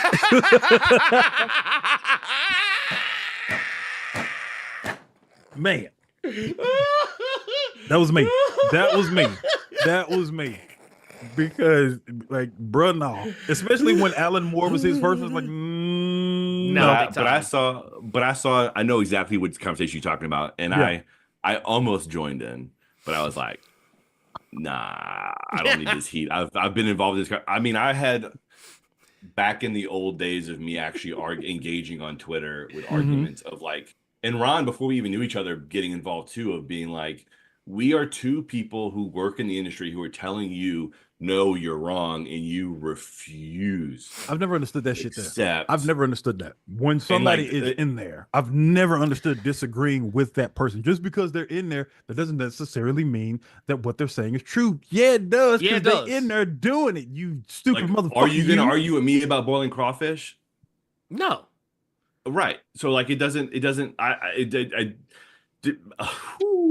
wanted to say something, but I grew so up in a the Lowry's old household, conversation, so I shut up. the old school conversation that I had that was a big argument was they compared, and this was a thing that we used to see a lot more. We don't see it as much now. Is they used to compare the writer to a movie director and the artist to a cinematographer, which degrades what the artist does tremendously. Because I'm not just picking fucking camera angles, homie. Like, no. I'm directing. If you've ever read a screenplay and you've ever read a comic book script, they are immensely similar. And that's basically where it stops. Like the script writer has the same amount of dictation on how the camera moves in a screenplay as the writer does in a script. And then other than that, other people take on and make the decisions that actually come out in the visual part of those productions. I'm doing set dressing, I'm doing design, I'm doing costuming, I'm doing acting, I'm doing directing, and I'm doing cinematography. At most, the writer is a writer/producer because you do have some input, right? So that was a huge argument we had back then, and it was like we're telling you, like, we do this shit for real. But any real writer in the industry, and I say that because I've now had enough experiences from seeing people. Any real writer in the industry would agree that, like, no, art is primary, the writing is secondary. Because the problem that we have is we have this weird thing where we think of story as only being words and not the fact that visuals tell story too. So you think of like the argument, the simple argument is then like, well, an artist can do their own book, so therefore the writer's not as important. But yeah, the defense to that is, but the writer's then writing. The artist is then writing. So that's true. So to me, the more important argument is that the visuals are telling the fucking story. Yeah. That's why one of my biggest examples was always the issue of Batman and Robin with Bruce going through the stages of grief. That whole silent issue. There's not a fucking word in there, but you know what is going on every panel, every page, and it's speaking to you without that. Right, we're all storytellers. So it's weird how much the writer gets elevated. And even the perfect example is the crawfish thing. I caught comments and reviews of people giving Gale a lot of credit for ending that book on that moment and having them kind of like almost cuddling on each other at the end, like that last panel of Gambit and Rogue being together and kind of embracing as a family. That was my idea, and I sent in dialogue suggestions, but of course I sent in suggestions because I'm going to let her, that's her expertise. We all, as collaborators, the best people in the industry know I've got my expertise, you've got yours. So I'm going to do what I can, and then I'm going to turn it over, and you're going to transform what I did into something else. So I can color, and I'm proficient. I'm good at it. But do I want to? No. And I would much rather have someone who spends their life coloring and it's their expertise to come in, and I don't have to do any of the creative labor, mental labor on it, but also just like, I want to see what you're going to do with it. You're going to turn it into something new. Like I made this, but like the next step in the process is me kind of being like, let me hand off the ball and see what you can do now. But that's like giving the quarterback credit for the running back scoring. Right. There's too many other moving parts in there to just give one person. Because I made this mistake once. I'd reached out to Vita Ayala and was giving them credit for something that was in the Static season 1 issue, I think it was. And I was like, that was so cool. I was like, you had this idea to like, make Static a fan of like Kamen Rider and stuff like that. And, that was so cool that you had, Nicholas Draper Ivey put that in there. And they were like, no, that wasn't me. he did that. Like that was like they were like, no. That whole sequence of events was him. They're like, I think the way they described it, they were like, I gave him, in the script it said, hey, kind of harken back to Static's childhood, maybe show some scenes of him, doing something kind of, I guess like trying to emulate a superhero. And then Nick came in and was like, okay, cool. Well, I really like this shit, so I'm gonna do this shit. And that's what it was. And that's why we say the artist is just as much telling you a story as the writer is going to tell you a story. And I always encourage people to, when you get those trade paperbacks or those don't do it. Where they have like the back matter and stuff. Yeah. The softback trade papers. Yeah. And that back matter, the back shots. Okay, that's it. That's official. That's what it's no longer. It's back shots. It's back shots from here on out. But no. Back shots are crazy. I was talking about the softback trade paper. That too. Disgusting. That is a disgusting name. But back shots. I like the back shots in the book. Say that out loud at Barnes and Noble and get surprised when you get pepper sprayed. Okay, but no, like when you look in the back and you see the script, like a lot of times, and a couple of specific ones that always stuck out to me were, I think when I was reading Strange Academy, there were a lot of parts where it was like, oh hey, yeah, just go crazy, just go crazy in this shot right here, just whatever you think. Like I can't tell you how many times I see the sentence, whatever you think looks best, or like I trust your judge, like just do whatever you think makes the most sense here, or it doesn't have to be exactly what I said. You finna pull something out and stunt. Oh yeah, no, well, I was already planning it because you brought it somewhere. You brought it to where I was thinking of. So like with these action pages in particular, right? So in JSA 8. We have this big panel right here of all this fighting going on, right? And there's a cathedral in the background. So how these characters are laid out, I had to figure out how to not only fulfill the actions that the script called for, i.e. fate stopping bullets or whatever, but also how to lay this out in a way that both looks good compositionally, reads functionally, and gives everybody their moment, and still also exists in space the right way, which means my job is harder. But yes, the script, let me dig. That's Birds of Prey, Uncanny. Where the fuck? Justice Society. I've been printing them out lately, so I'm kind of holding on to them. I don't know. I might end up getting rid of them eventually because it's just, I know I'm going to regret having like a 400-pound box of paper.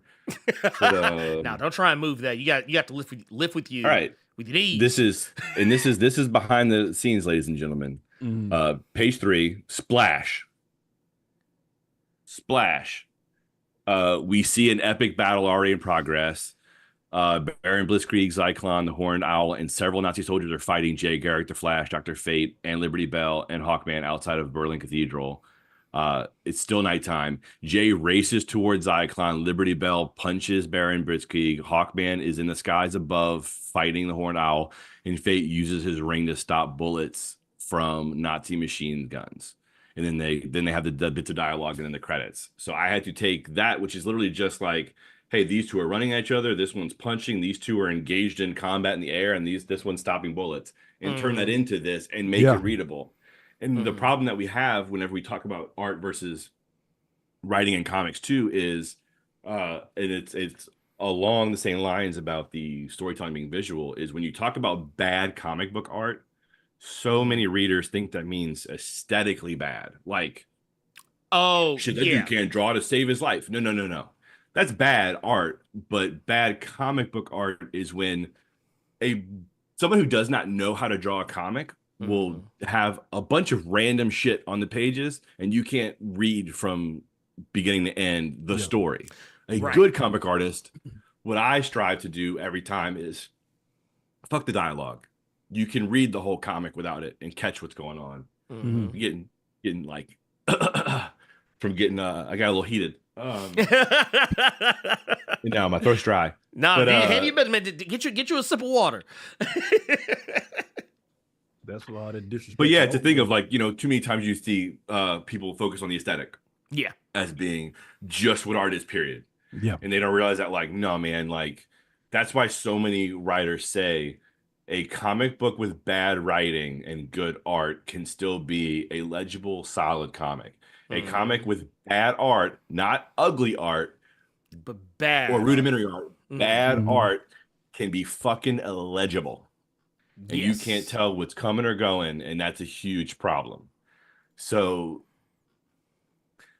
in that conversation, there's like a kind of having to train people. But I think the issue is so many people can see themselves potentially maybe being a writer someday, but can't see themselves being an artist. So they themselves associate with the artist, with the writer more. And because of that, because of the lack of empathy, and they can't relate to people who aren't of their own status, they have a hard time not just speaking about art, but they have a hard time even engaging with it beyond surface level. I mean, I can't tell you how many times I'll have weird comments about like, this art's simple, I don't like it. Or like, I wish they had someone had talent on this book about me. Not realizing, having like a quote unquote simpler, less detailed style is actually harder because it's a lot easier to just keep adding lines. Because then every little line, it doesn't matter. They don't have to be perfectly constructed. If you ever see an artist who's drawing something with 5 lines instead of 50 lines, every line is perfectly constructed. And that is a skill that you have to learn, not just how to do the perfectly constructed line, but also how to edit all the other lines out, because it's so much easier to just keep going. I will also piggyback that and say that just because of how much I study other people's art in the pursuit of improving my own, all those extra lines sometimes hide shit. It sometimes covers up shortcomings in the skill of the artist itself. I kind of look at it the same way I look at a movie. I look at a movie's visual effects. Like case in point, if you look at a piece of visual FX, like let's say a CGI monster in a movie, it's real easy to put a CGI monster in a movie, like on the screen, when everything is like in shadow, it's dark. You can kind of hide some of the That's you what can hide. Superman and Lois did with Doomsday. With Doomsday, yeah. They put Doomsday out in the broad. That motherfucker was out in broad daylight. When you put CGI in broad daylight, you can see where those short that's why I always tell people if someone's like, oh man, these visual effects are so cool, but like I look at the shot and it's like, oh well, this is a nighttime shot, there's a lot of darkness, so you can't really see anything, so it's kind of difficult to say that's actually good. But when I see a visual effect shot that is in broad daylight, I can be like, okay, all right, now we can see, all right, this is where maybe this messed up. When you look at an artist and they have like a bajillion lines, and not to shoot any shots, but like some of your most detailed artists, when I go back and look at their stuff, I can be like, okay, the line quality itself, it can be really, really basic. Right. Like as far as their draftsmanship is very low. Right. Well, and they cover stuff up. Yeah. Like they'll probably use like heavy shadow to be like, well, I don't like drawing legs, so I'm just gonna shadow all this shit out and put a bunch of squiggly lines in to kind of like make it look like I did something. Like if you catch me hatching or anything, and I have a line that doesn't come out like, if my stuff doesn't feel like really uniform, right? I'm not mad about it, but I'm like beating myself up about it. Whereas you'll have some artists that you look at with those lines and they're not confident or straight, or like they look, there's a thing, maybe it's something that I can see that you can't see per se, but there's a thing about like hatching with like a draftsman's confidence of being clean and accurate and precise that I bring to my art because I care about it, that some artists just don't. And obviously there's several fans who don't give a shit at all. Well, they see it, they think that means it's my better. ass. They see it. It's kind of like when the people that watch like a lot of foreign film, because I fell into this. You hear something in a different language, so to you, your brain's like, ooh, this must be better. I think that's the way art is. They see, oh, there's a whole bunch of lines. That means it must be better. Somehow. I think Ryan Otley would beg to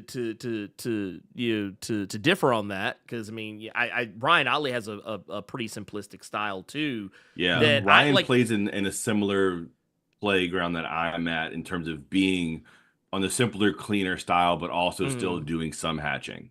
Yeah, you know, like he like, you'll definitely see it in his work, but like it's never the feature of like what he's and honestly, I think when you and I spoke last year at MCX, there was something like it kind of similar to what we're talking about right now. It actually did kind of put a bit of a spin on how I looked at what I would do with my own art, where I used to be like that, kind of like that busybody lines everywhere, and the more I started kind of looking at it, I was like, oh yeah, I was like, actually, this is kind of just covering shit up. And it's not really allowing you to see like the whole character and a lot. And I was also noticing like, yeah, there were certain details I might actually want people to see that are getting lost in the sauce because of that. And I think there's definitely something to be said for like, is it cool for every picture to look like Jim Lee stuff? Beautiful to look at. Absolutely gorgeous to look at. I was just gonna say, I ain't showing y'all shit, but I've got sketchbooks over here from when I was like a teenager, and it was a lot more like Jim Lee than it is like how I draw now. And it's because when you're a kid, it's just easier to keep going, especially because when you don't really quite have a nuanced understanding of the purpose behind hatching, and that it's meant to show light and it's meant to soften shadows. Right. So the way that I use hatching, even if it's like say with Spider-Man, doing a mixture of like these thinner hatchings right here versus like these thicker, short, fatter ones right here, it's still meant to soften that edge versus the other side that's hard, and it's just cut straight to black. And the more you learn that and the more you kind of utilize it, I'm just showing off now because this piece, I like this one. That is cool. Like, Batman's cape has different line techniques, but it's meant to soften the shadow. It's meant to essentially give you that gray, so you're not just having hard Ted Cord, hard black and white. So once you kind of learn that and you get better at utilizing those lines a certain way, it's a thing that you have to learn to do about not doing too much and knowing where to pull back and knowing where to add. Having an editor is a unique skill that you have to develop inside of doing this job. This job's tough, y'all. There's so many variables and shit to always have to be worried about. I never would have thought that I would be a team book guy when I was a younger man, but obviously I've now done a number of them. But I'm telling you, every time I do, I gotta switch it up a little bit afterward because it's so much work. It really is. Like, I don't get to like. I'll forever be amazed by George Perez and his ability to just fuck it. I'll spend 7 years drawing 20 characters. It's crazy. It's crazy, dude. George Perez was a mad lad because. Yeah, I know like the general idea with with team books, depending on what the team is, a lot of times people say, oh, maybe 5 characters, maybe 7 characters. You usually don't want to go too wild with it. And George didn't give a fuck. No. George didn't care. I was drawing like, he's like, he would have like a whole 2 football teams in a book. What's funny about this conversation is, so I don't know if you can say this, so I'm just gonna say, is it a high amount or a low amount? Do you know how many issues of JSA you are on? Because the reason I'll go ahead and say I'm on a full arc. We're doing a full arc next. Okay. And it's gonna be Golden Age. It's just there's an angle to it that I don't want to confirm. I mean, the reason I say that. Look, the reason I asked with this, you know what I'm saying? Getting back to it.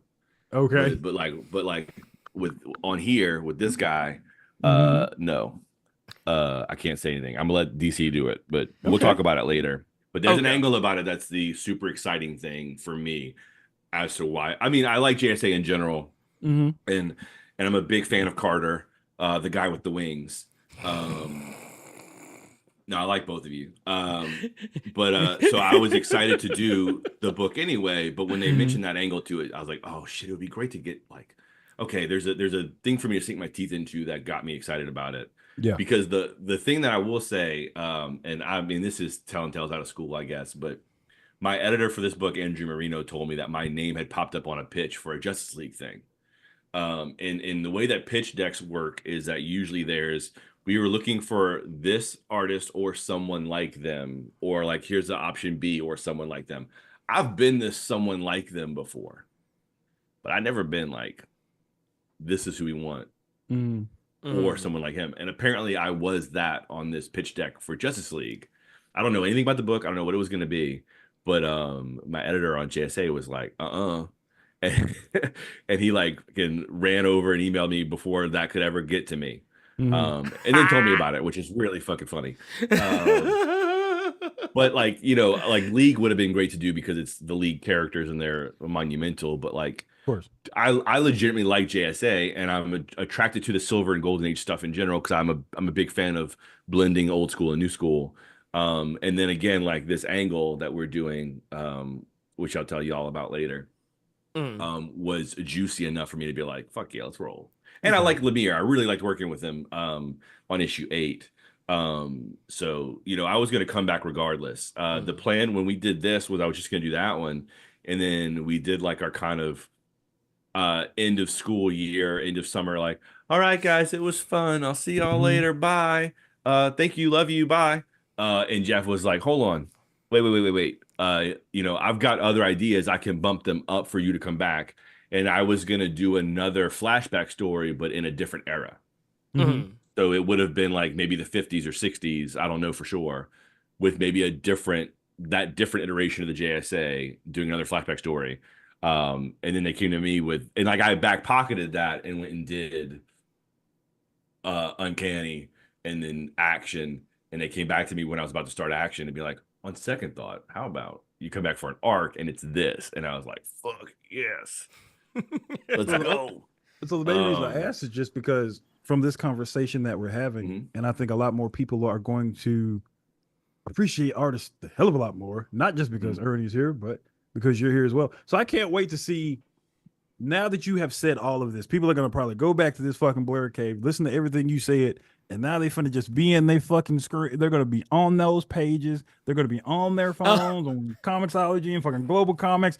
Okay, so that's what he was talking about. He just did the way he just said right there. That's what that motherfucker was talking about. Was like, that white boy was not bullshit. Okay, so I can see that happening.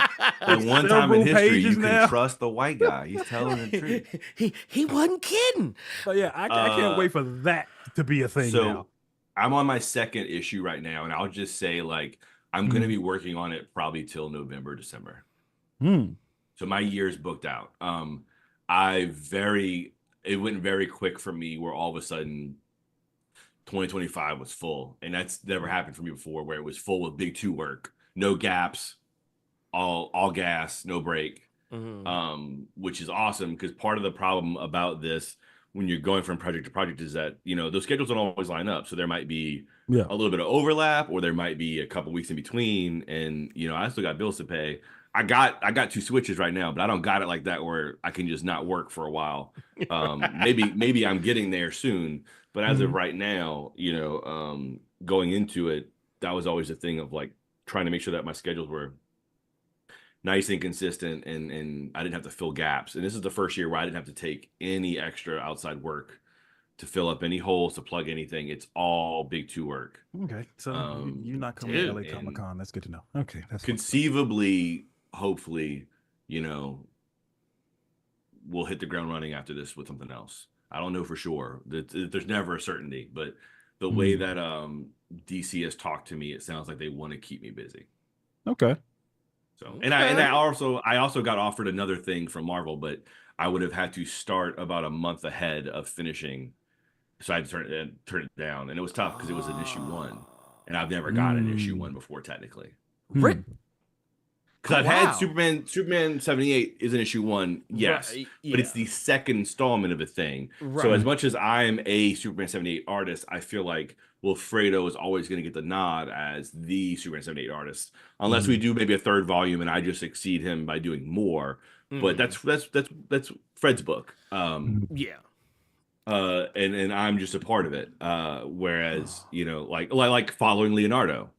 I'm following fucking Leonardo. Like what, you know, I mean, there are people who are like pissed that I was there, let alone there for me. So getting an issue 1 is kind of like the next goal for me that I want. I mean, obviously, if they offer me other things that aren't issue 1s, I'm not gonna be mad about it. I would love to get in on something on the ground floor, because those things are also marketed differently, where they're like, hey, look what's coming and look who's doing it. As opposed to, oh, well, look who's joining now, you know. But it didn't work out, so I had to say no. Okay. Oh man. Has there ever been an instance where you have actually gone to like a Marvel or a DC, just full-fledged putting dick on the table? You need to put me on this book. Has that happened for you yet? No. Put the old bay away. Put me on this book. No, but the closest would have been, or could in the future be, Gambit, because that's one that I feel like I deserve to have a little bit of confidence and ownership of it, right? Where because it's the idea of like, just from a marketing perspective, like he's my character as much as he's your character at this point, being that he's from the culture. So like, if you're gonna do a Gambit solo series and you're not gonna reach out to me, and we have a relationship, you fucking up. Oh yeah, that's what I like to hear about. That's what I like. Right. I mean, even if I'm not the best artist per se, I'm probably the best artist for that, just in terms of the insight that I can bring to the character that you're not going to get from someone from the Philippines or from Michigan or wherever the fuck, you know? I mean, they can do the research, but it's not going to be the same. It's not going to be the same as actually having someone that's got skin in the game, you know, on the matter.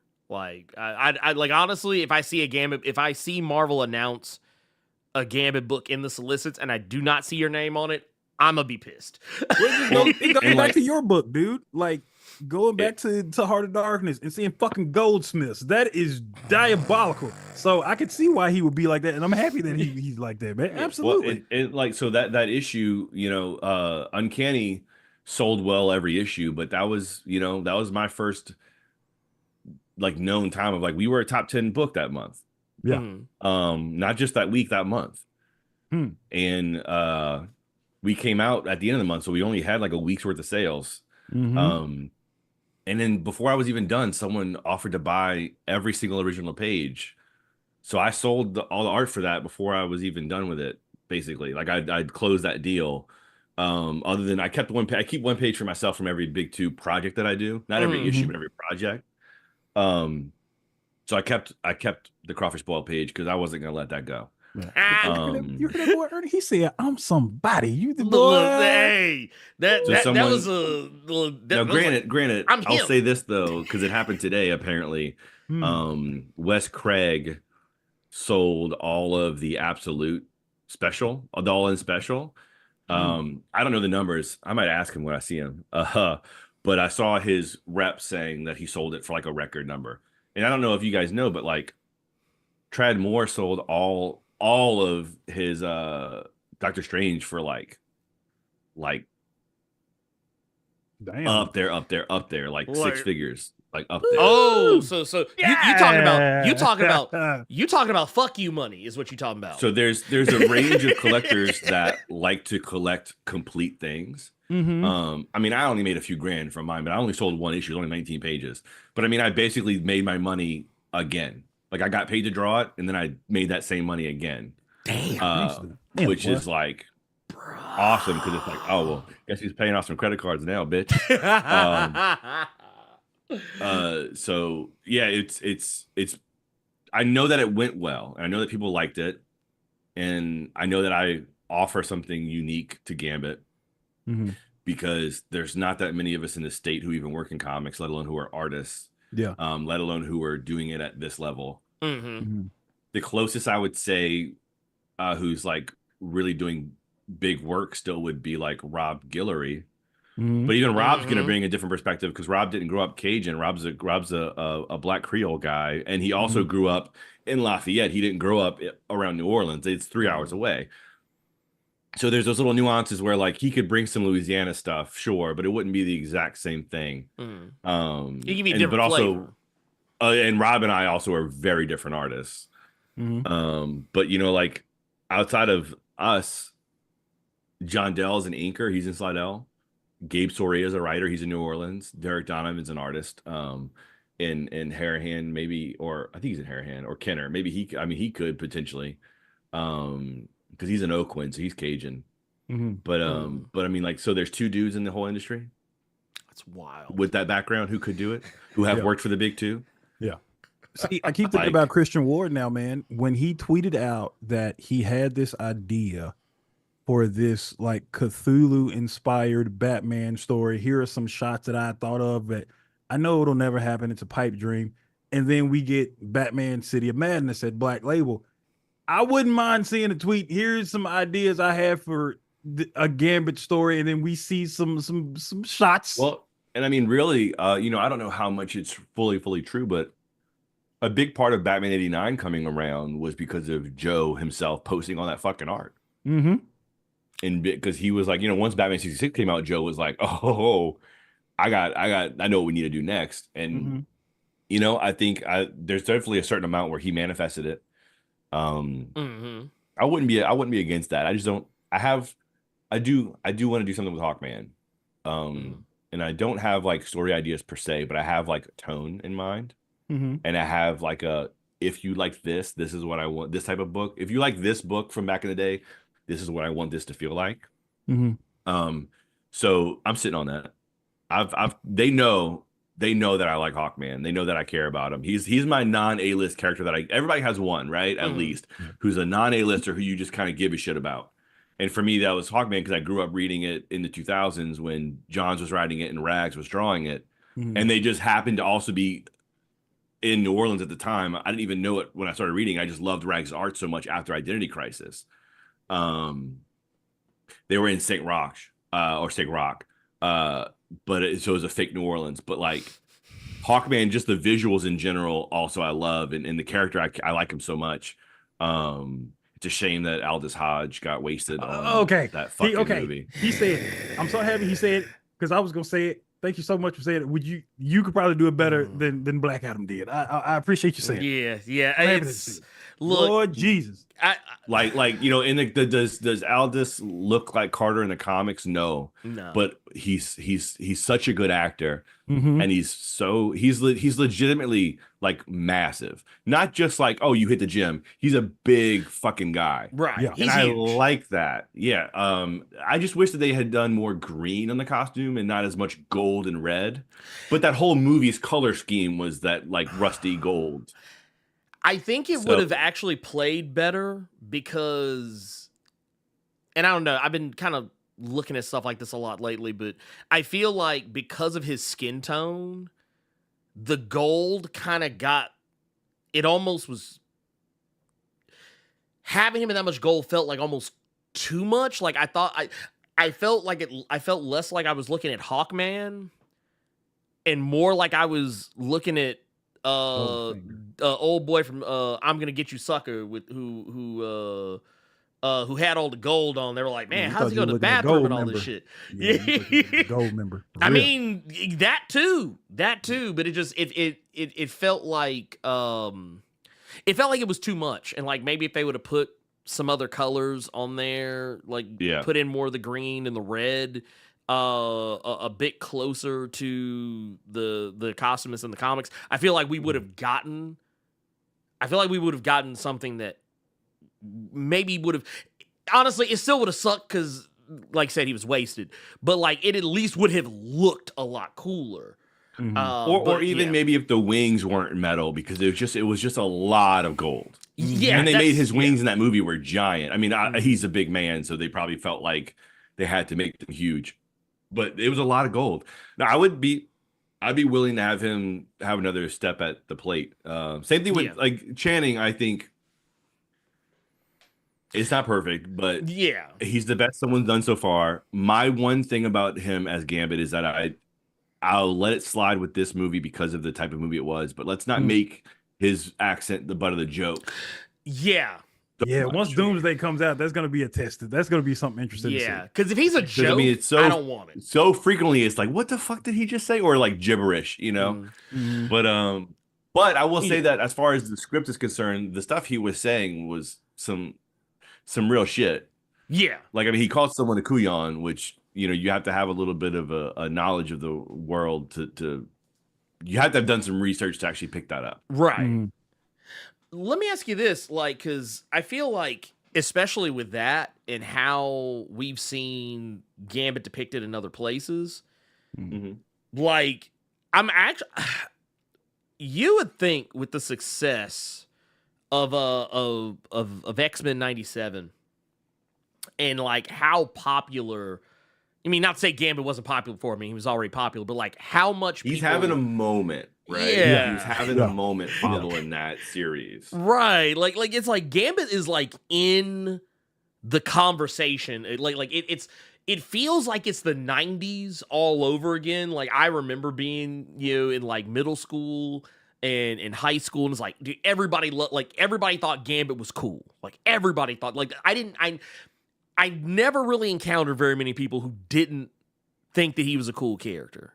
Right, you were either putting claws in your fingers, or you were throwing cars at motherfuckers. Yeah, no one was going pew pew. No. You know, it was trench coat in 100-degree weather. To be fair, he's in New York. He's in New York. He's in New York, so that works. Yeah. But like here, like like I know, because I know Carter's has done this shit too. But like when you in Memphis and you got on a trench coat in the middle of June, folks gonna look at you like you crazy. So you talk like God, there's some video I saw.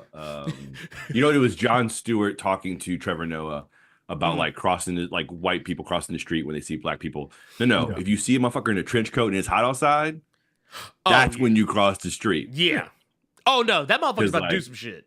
Somebody walks into a school with a trench coat. That's who you worry about. See, especially I was just gonna say my thought was that you were just gonna talk about like if you were in a trench coat and it's hot, you know that they don't smell right. Oh no, that too, because they stink because they sweating. It's not good. There's a soup going on in there that I don't want any part of. I'm pulling it up here. And funny enough, Gambit's last like him solo run was in 2012, and I had that run. That was the one I think. So was that the one where that was James Adams was there? That's James, yeah. James gets credit because James is a transplant, but he went to school down here. He actually went to college. I'm pretty sure, or he lived in New Orleans for a while. So he was our first like real taste of like, okay, at least someone has some knowledge of it, as opposed to like I've been at a show next to Claremont and Ramon Villalobos because he's a fucking punk. Like throwing me under the bus next to him, just being like seeing Chris and being like, oh yeah, Gavin, so what are your thoughts on Gambit? What a fucked up character, huh? And I'm like, will you shut up?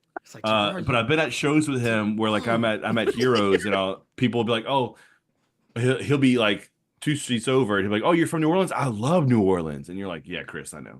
Yeah, we know. We get it, bro. We just like you love Ireland and you love the Navajo Nation. Well, it's kind of funny you say it too, because I remember when because I've been going back and just kind of revisiting a lot of that stuff.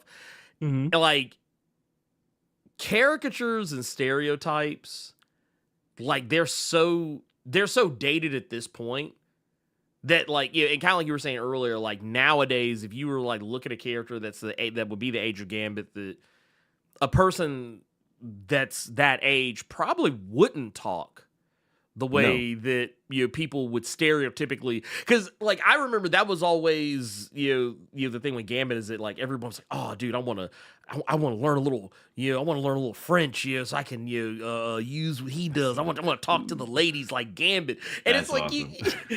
I remember that being a thing, but like but that exaggerated kind of vibe, it's like it's like this is I was that guy. Yeah, he's like, well, that's the dichotomy that I grew up with, right? It was like, well, he's got this anachronistic accent. He's like a caricature in a lot of ways, but he also looks cool, and they gave him some sauce. Like I can't just hate the character. Nah. Like it's hard for me to like grow up. I mean, he came out in like what 89. I came out in 88. He's like my whole life Gambit has been a character, and he came to prominence in the early 90s when I was like 4, 5. So my whole life has been Gambit, or 94. I would have 6, like the perfect age to get suckered into it. So like the trench coat, it's stupid and smelly, but it looks cool. What are we gonna do? I'm not gonna get rid of the fucking trench coat. Like, you know what? We're just gonna have to. It's comic books. Well, and then there's also like, honestly, I really understand it, because I feel like it's not really that dissimilar from, Carter and I've talked about stuff like this before, where people have done books with black characters and had them talking in a way that, like, I'm like, and black people don't talk like that. Yeah, or it's like it's either they're sauceless or they got way too much it's like they just if you're in the if you're in the restaurant and you pick up the salt shaker, but somebody unscrewed that motherfucker and you go to put it's like, oh shit, it's either it's feast or famine. They had too many white friends growing up. Yeah, well, and it's too many. Oh, look, there is such a thing as too many. Oh yeah, no. Well, and what's scary, even for me. Also, I would even take it a step further. I also think that if they did have any black friends, they were black people who were on like what's nice? I'm not gonna be nice when I say this.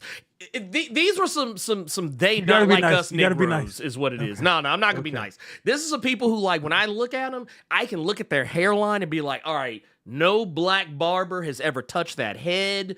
I was like, you have the I exclusively date white women hairline.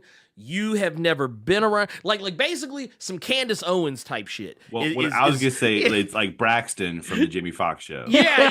That's what it is. It's like they have that one black friend who everyone would probably call an Oreo.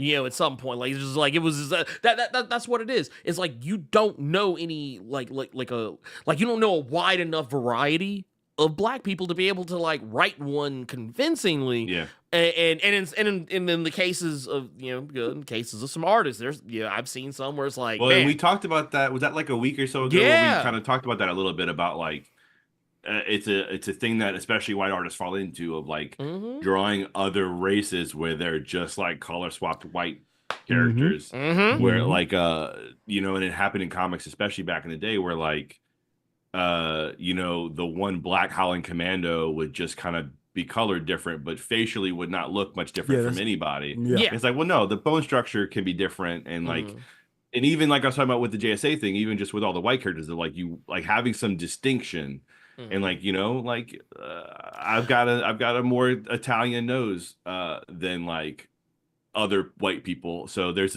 a distinction that you can make.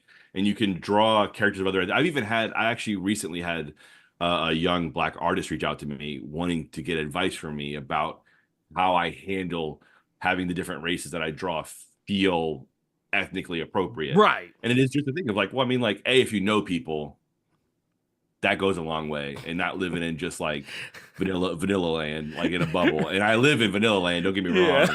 But like, I've got enough black friends that I know that we don't look exactly the same. Right. But also just like actually trying to draw people like for me, like, I grew up on a lot of black media. I grew up on a lot of black TV shows. I grew up watching the UPN and WB all the time. Ooh. Watching Wayne's Bros, Jamie Foxx, and even in movies, like I think of like Wood Harris is always in my mind, is just like just a great face, and Leon, the actor Leon, man. Amazing face, right? So and I do that with other like with white people too, where there's certain faces that are just so good that like why would I not want to draw that as opposed to just like a color swapped fucking like a reskinned white base character with like the jawline, the same nose, the same mouth. Like, no, we got to mix this shit up. Different eye shapes and everything. Well, it's like they forget about the phenotypes that really differentiate. Like, it's like. Don't get me wrong. Like, yeah, man, I feel like this is just me just firing shots all day at Jim. I don't mean to. Jim, I love you to death. But, like, I remember I used to look at Jim Lee's Storm and just kind of always be like, Relation. Yeah, no, I was like, she looks like a whole Asian woman. She has, like, her eyes are drawn to be more like an Asian woman's eyes. Her nose, I was like, dude, that is she had the.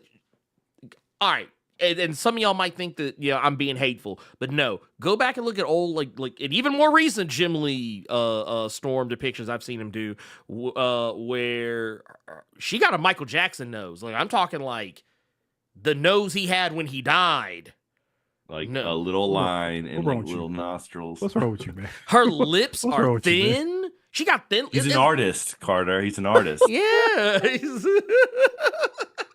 I mean, but it's those are things like when I see a and not just with black characters, even with anybody, when I see Asian characters that are just this is just white people. This is a white person. Yeah. But, that's a huge thing. Yeah, but we put that off color on them to make them look less white. And you see it with Latino.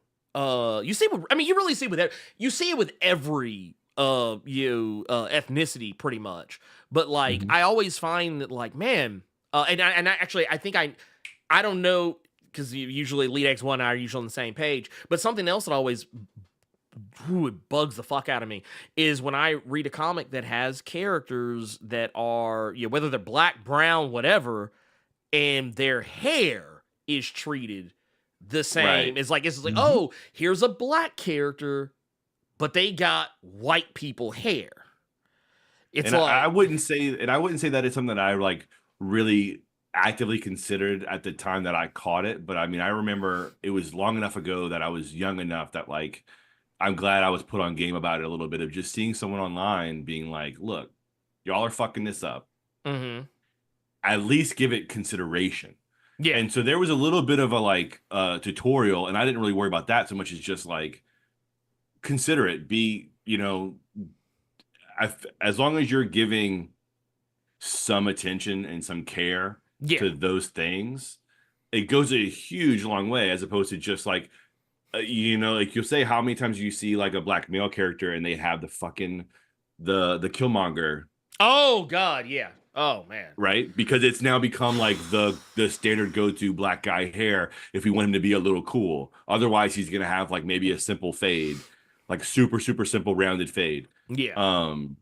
But yeah, I try to always like mix it up with hairstyles and with facial structures and with from race to race to race. And it's that thing of like, well, if you give it a little bit of care and concern, then it's not a problem at all. It's just try. And I'll bring it back to the Trevor Noah Jon Stewart thing that because the conversation that they were having about white people crossing the street when they see black people was a conversation they heard from someone else, and it was this thing of like they were both talking about it both as a South African black man and as a New Yorker who's a Jew, was like people have a hard time seeing people outside of themselves as anything other than a monolith. So like Trevor was saying, well, that white person is going to see a black guy and he only sees a black guy because there's not different types of black people to him. Because Trevor Noah was saying sometimes cross the fucking street. Like, because with like as a black man, if I see a black guy, I'm gonna try to figure out what type of guy that is, not just that he's black. And there's that same thing kind of with the art, and it's an empathy thing too, right? Is that you don't see the humanity and other things outside of yourself, of like not just drawing them as color swapped white people, but also not just drawing like I've got a standard black face, I've got a standard Asian face, I've got a standard whatever, and that's what I go to. I pull it out the drawer every time I need to draw a black character, and my white characters look different, but we got same face shit all over the place in other races because I don't care, and I strive to make sure that my characters feel real in a way that like I have to have distinct. They can't all look the same. Oh, I can't do it. It's a and Elite just actually brought there's a artist, Vigalia, who does this thing where she created brushes for digital artists, whether they use Procreate or Clip Studio, whatever. Yeah. So you get like, yeah, you can so I've like seen them. And I literally, and especially because they're so cheap, whenever I read a comic and I see someone just put like some white hair on a black character, or like, look, I know Brian Hitch catches 9 kinds of hell from us. But I didn't think you would say it because somebody already said it in the chat. I wasn't going to bring up any member of the Ginyu Force while company was at the house. And this is coming from a place of love, because I always tell people that I like Hitch. Yeah, he's fine. He's not a bad guy. He's also British. Yeah, well, and see, this is, and that's kind of why I think this is the case. I think, like, when you're not close to something, you're not going to like. I never think that he like draws weird hairlines on black people out of from any place of like malice. I think it just might legit be that he's probably never looked very long and hard at a black person's hair before. Like, but for me, like, I have an entire folder on my computer dedicated to black hair, like black male hair, black female hair, and like and because it's like. Like what you alluded to earlier, that there's they're either gonna have like a shaved head, or they're gonna have a fade, or they're gonna have the Killmonger, or some variation of it. Like, white artists aren't drawing twists. No. They're not drawing twists. They're not drawing cornrows. Box they're not braids. No, they're not doing that. And it's like, I'm like, dude, in this day and age, the shit's literally right there. It's like all it takes is like and even though I have these brushes, I still kind of prefer to draw black hair by hand, but I often do use it for accents. Like if I want something very specific, I still kind of go back over it. But no, I think that and this is actually what I have always appreciated about your art, is that when you are rendering a black character, like it doesn't look like.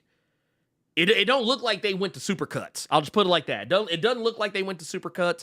It doesn't. They don't look sports like. they hadn't gone to Sports Clips. They haven't gone like they and it's not a and it's not a black character who happens to look like a white person. Yeah. That's what I appreciate. That is what I appreciate. It's a thing that I've actively tried to, like I want the characters to feel real to whomever is reading them, and I know that like obviously I'm gonna have blind spots, period. But like I also like, coming up when I was on the West Bank, especially like I couldn't say for sure, but I mean if I was in a class of 20 kids, at least like 8 of them were black kids. So like I wasn't like in a place that was like, oh, you had your 1 or 2 black kids per class. Like right. If black people make up 30% of America, well, we were like, even in like outside of New Orleans, obviously if I was in New Orleans, I would have been on the minority side if I was in the actual like Orleans Parish schools. But being in Jefferson Parish schools, I still had like a ton of black friends and ton of black people around me growing up, enough to know and see that it's not one thing, right? That there's a variety to it. And then it's the same thing with like, like I shouldn't be drawing an Irish character and an Italian character the same way if they're meant to have that background. If that background's not brought up, fine, whatever. But like, I was at a funeral one time. I was at a memorial service one time, walking by this old man in a scooter. It's something about rascal scooters in me, I don't know. And my brother and I were walking by him, and I was younger, so I was a lot thinner. I was like, oh man, I was probably like 170 pounds. And I had my hair was a little bit longer, and it wasn't as brown as it is now because I have grays now that make my hair look brown. My hair is brown, but it's dark. So when I was a kid, I used to have people argue with me that my hair was black. I'm like, no, dude, it's my fucking hair. I know what color my hair is. But I had my hair back, and this dude was just like, oh, there's some Dagos right there, huh? And like he didn't mean it, I don't think, in a malicious way, but he caught my he pulled my tag like quick.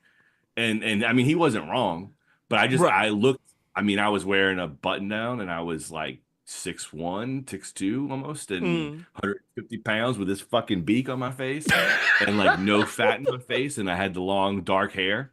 But like, you would not cast me to play a McDonald or an O'Shea Yeah. per se, or a Mm. Johansson, because like I don't look like that, like, you know. And I think that Mm. like it's weird to not. It's weird that people who get uncomfortable with it, right? Even amongst just like whiteness, it's Mm. so funny because like whiteness as a construct isn't a real thing. I mean, we getting deep now. Like, Yeah. how many But I people love it. I know of? I'm here How many for it. people? How many people I know? Well, I knew I was gonna come on here. We were just gonna bullshit the whole time anyway, Yeah. and talk about comics a little bit. Yeah. But like how many? Anytime you hear a racist comment from someone with like an Italian background, it's like your dad's dad was not white, according to the society at the time, and was treated Mhm. horribly.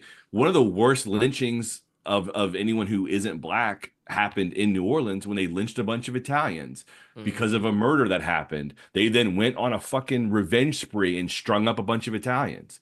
Um, so it's like it's so weird to let that otherness that you had go because now you're in the in group, but then to also Mhm. be like weirdly uncomfortable about exploring the differences, you know?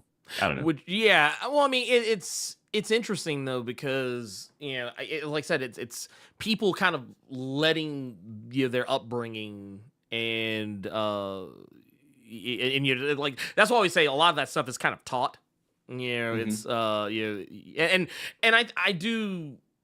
I have experienced people who like, kind of maybe came up in a way similar to that, but also like once they kind of get out into the world, that's kind of when like, maybe you're going to start to see that divergence from that line of thinking, or maybe they might double down depending on their experiences. You never know.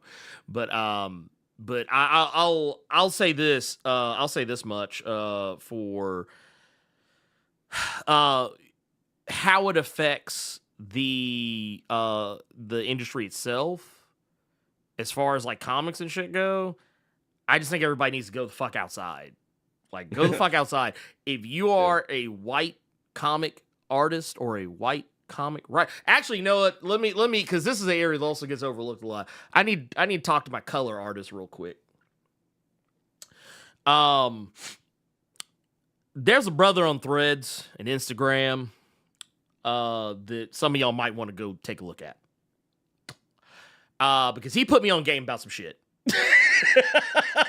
And if In I a good didn't way. know it, Oh, was it the dude doing the skin tone painting and mhm, highlights and stuff? mhm, That was amazing. I mhm, don't have that, like I said, I can color okay, but like mhm. just as an artist appreciating, man, that was so good. I know exactly what you're talking Yeah, about. well, because it was one of those things like I knew for like, and I'm sure maybe I don't know if they teach this shit, but like I was like, if I didn't know it, I'm pretty sure a lot of other people probably don't know the full. It's almost kind of like when you would, I think when I was watching an interview that the director of photography for Sinners did when they were talking about like how you light black people in in movies is Yeah. different. Like they were talking about how like, and I always knew this to be the case because I have to fuck with lighting myself, but like they were just Yeah. talking about how like, yeah, Underlighting and overlighting are huge problems. it's a huge thing. And it's also the photography industry as a whole is very white centric. Like all color grading is largely based just around for white subjects. But like,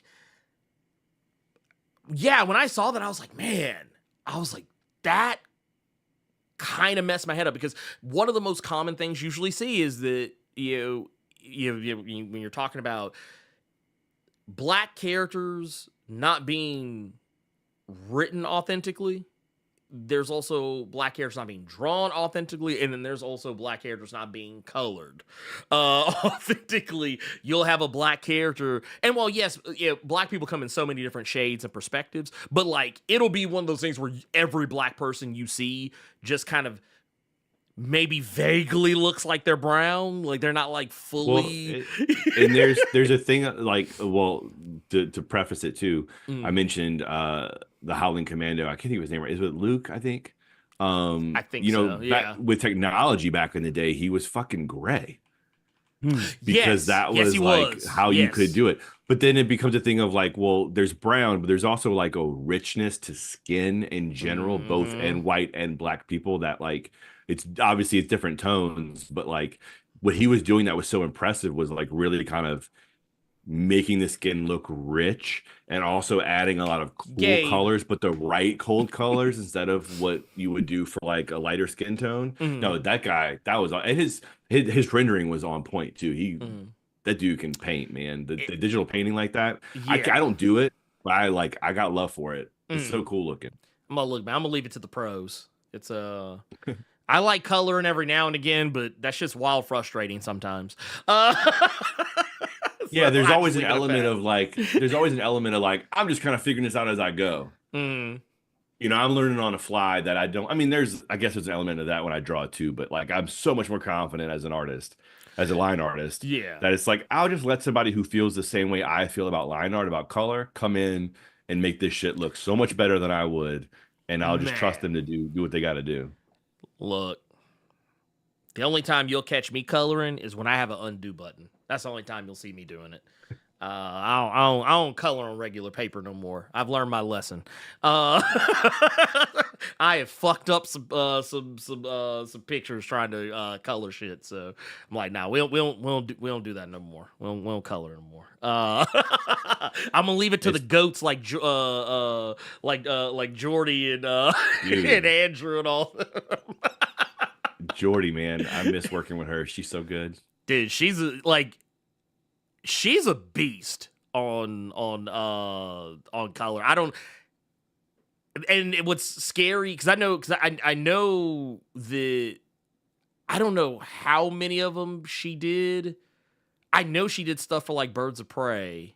I remember that. She colored me on Superman and then on Birds of Prey. So that was my second time working with her. Okay. And even on Superman, where she wasn't doing much, like, so on Birds of Prey, she got a lot of credit for making a statement visually with like the style of the coloring in the book, right? Where it had that kind of like that weird that visual offset, where like the chromatic aberration almost. And Superman was a lot more straightforward, so they didn't have that, but still, the cover for issue 6, that's like the piece de resistance for me in terms of like what I drew for that series, where it's just like everything worked out perfectly. I sold that bitch for like $4,000 too.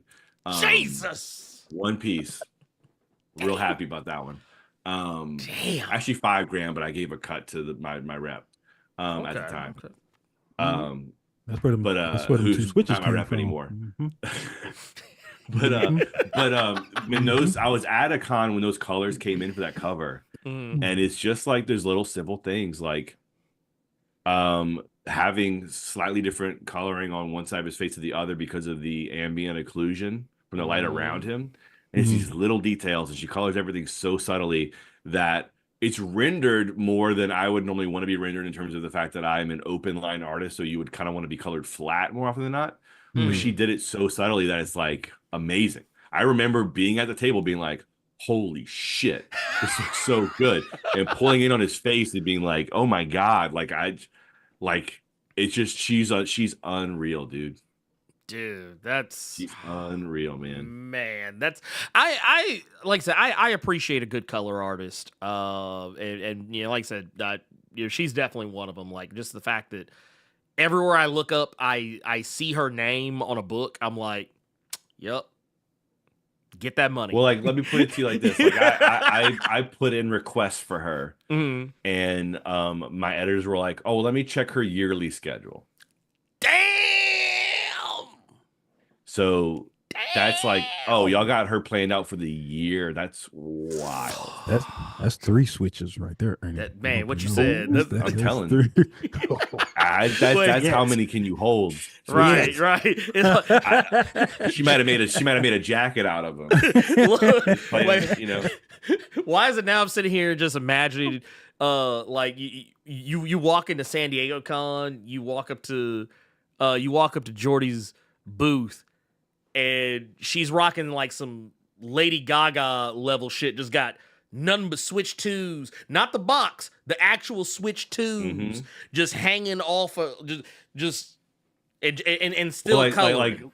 Like Flavor Flav, but instead of the clock, it's just a Switch. Just Switch 2, and be like, "Hey man, is that like a dummy Switch 2? Like, no, that's for real." Like Mario Kart like just cut on like real quick.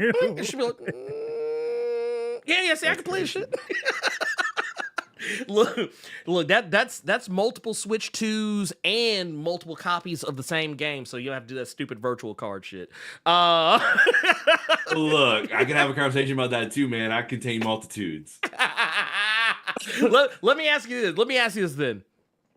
Since you have two of these bad boys, when you first turned it on and you tried to play a game that like if you already owned a game, like you're from prior, like when it asked you to like, oh no, you got to put this on here, like it was like we're asking for the virtual card, all this other shit. How quickly did you almost like set that thing back down?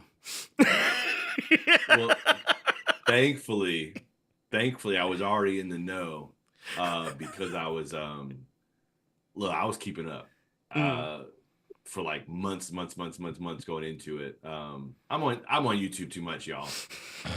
Comics YouTube, video game YouTube, whatever.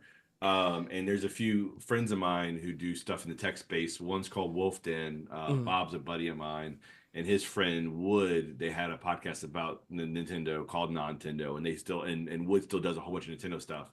So I was up to date on everything, and I knew about the virtual cards, and I was like, don't be fucking with me, Nintendo, please, because I got 2 Switches for this reason.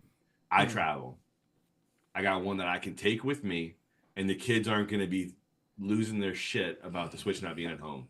So if we're counting Switch consoles on a whole in this house right now, I have 3 lights, 1 for me, 2 for my oldest kids. We have our old base family Switch. I got my wife an OLED, and now we have the 2 2s. So we're switched up. Damn. It's for real in here. And really, like, we still have my wife's old 64 and her old NES. So, like, I don't even want to get rid of these old ones. I want to just hold on to them, right? We have the old Wii, we have the Wii U. We don't have them set up, but we have them. I've got 3 PlayStations because I got the 3, the 4, and the 5. And I'm saying this from a money perspective of like, I got the PS3 like 6 years into its fucking life cycle because I couldn't afford it for so long. So now, I'm day one like a motherfucker if I can, because I'm living out the kid in me's, like, I'm getting to do it. So I pre-ordered the 5 was the first thing I ever pre-ordered, and I was like, that went pretty smoothly actually. And then I went with the Switches, and I was like, I want to stay, like, I'm gonna be here day one. That night I was gonna do 2. My wife was like, you do not need 2 fucking Switches. And I was like, we do. And then the next morning, GameStop got another stock in, and I was like, hey. And she's like, well, let me help. And then she got into the excitement of trying to fucking get the website to work, pressing that refresh button over and over again.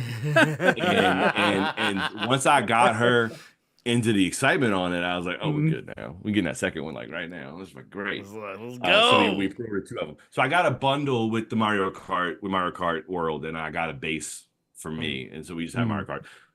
But when I travel, like, the primary console versus secondary console shit from the old one was tough. The game cart thing is annoying, but if it's a game that your kids aren't going to play and that you're going to play, and you load it as a game cart on your Switch, you don't need the internet. So I can be on a plane and fire up more than one game, because for the longest time you would have to check in on a game on Wi-Fi and then go into airplane mode, and you were playing that game. That was your life for 3 hours. And I don't know, man, sometimes when I'm in the sky, I change shit up. I don't know what I want to play. So now I've got multiple options, and I'm not carrying a bunch of cartridges with me either. I buy a lot of digital. Yeah, I've got a handful of cartridges, but the game cards, it's annoying, especially because once you put it on your system, they can't play it anywhere else. So I'm only utilizing it for like the RPGs and shit that I know they don't give a fuck about. Dragon Quest, your Shin Megami games, all that stuff. triangle strategy, whatever. They don't care. But obviously it means that like, well, I'm not playing fucking Mario Kart on the plane because they're on that right now, and it's real fun. It's a blast. It's amazing. Having the 24 racers at once, it's so much more chaotic because now there's so many times where you might drop to like 10 and there's 10 through 2 on each other's asses in like a tight pack, and it's crazy. It's a lot of fun, and it just looks great. But yeah, so I've got all the RPGs and stuff, like the newer Fire Emblems loaded up. I just wish you could do it with the online services. I wish I could take Nintendo Switch Online, GameCube, and game card that bitch, and then play Wind Waker. But you can't because it's an online service. But it's dumb because you don't actually utilize the internet to play the game. They only do it just to check, and they literally only use it to ensure they're pocket watching. Yeah, it's like they're like, no, wait, you got your shit? Is your shit current? But to talk about something you mentioned with Mario Kart, because this is something that I encountered playing it, is that there is something to be said about being middle of the pack in that game, because that is where the killers are. It's rough in there, and it's gotten me to the point where I don't even like playing regular Grand Prix anymore. I've actually gotten to where I prefer playing knockout because I'm fun, like, man. I'm like, man, some of y'all motherfuckers got to go, because like the most common thing my wife and my child hear me say when we play like regular Grand Prix is like, man, what the fuck is this shit? Because it's like, oh man, I got hit with a red shell. I was in first place. Wait, now I'm in 12th place. Wait, and I'm getting ready to, I got hit with a red shell again. But look, every time I'm racing with them and I'm in like, and I get knocked back like that, my whole thing is like, I'll be in first soon, don't worry. And I'm coming. Yeah. Because they're in like second or third, like laughing their asses off, and I'm in like 12th. And I was like, you're not safe? No. Oh, I'm coming. Well, and also because of the number of players. Yeah, it's man, we're loving it. Dude, you actually see blue shells way more, and it's actually easier to get a blue shell now because of because I've gotten blue shells being at like 8th, 9th, 7th, even 5th place. Yeah. Because I hate them. I've been getting my ass taken out. Although, if you have the sound box thing, that'll shatter it. Yes. But you have to have that on lock and then also use it right. Yeah. Other than that, I don't think you can avoid the blue shells. I think my wife said she jumped and avoided one once, but I've been trying, and all that's been doing is sending my ass up into like the stratosphere. When it blows up on me, I'm already off the ground, and it just launches me. I can't do I get hang time. Oh no. I've used the feather to try and jump it. What always happens is, even if I do jump it, coming down on top of the explosion itself will knock me down, and I have been in situations where I've been laid down on my side to where I can't do anything, and it has to like reset me, and I hate that shit. I think they balanced like the RNG of it all, because like I also find that like with 8, while I had a lot of fun, if you're in first, you're getting coins and banana peels. And that's it. That's your life. Nothing else. But they're doing a lot better job of giving you. Maybe. Yeah, they're doing a lot better job of giving you shells here and there and things like that to protect yourself. Because I mean, sometimes you got to play defense with a shell, with one green shell, just to keep yourself safe.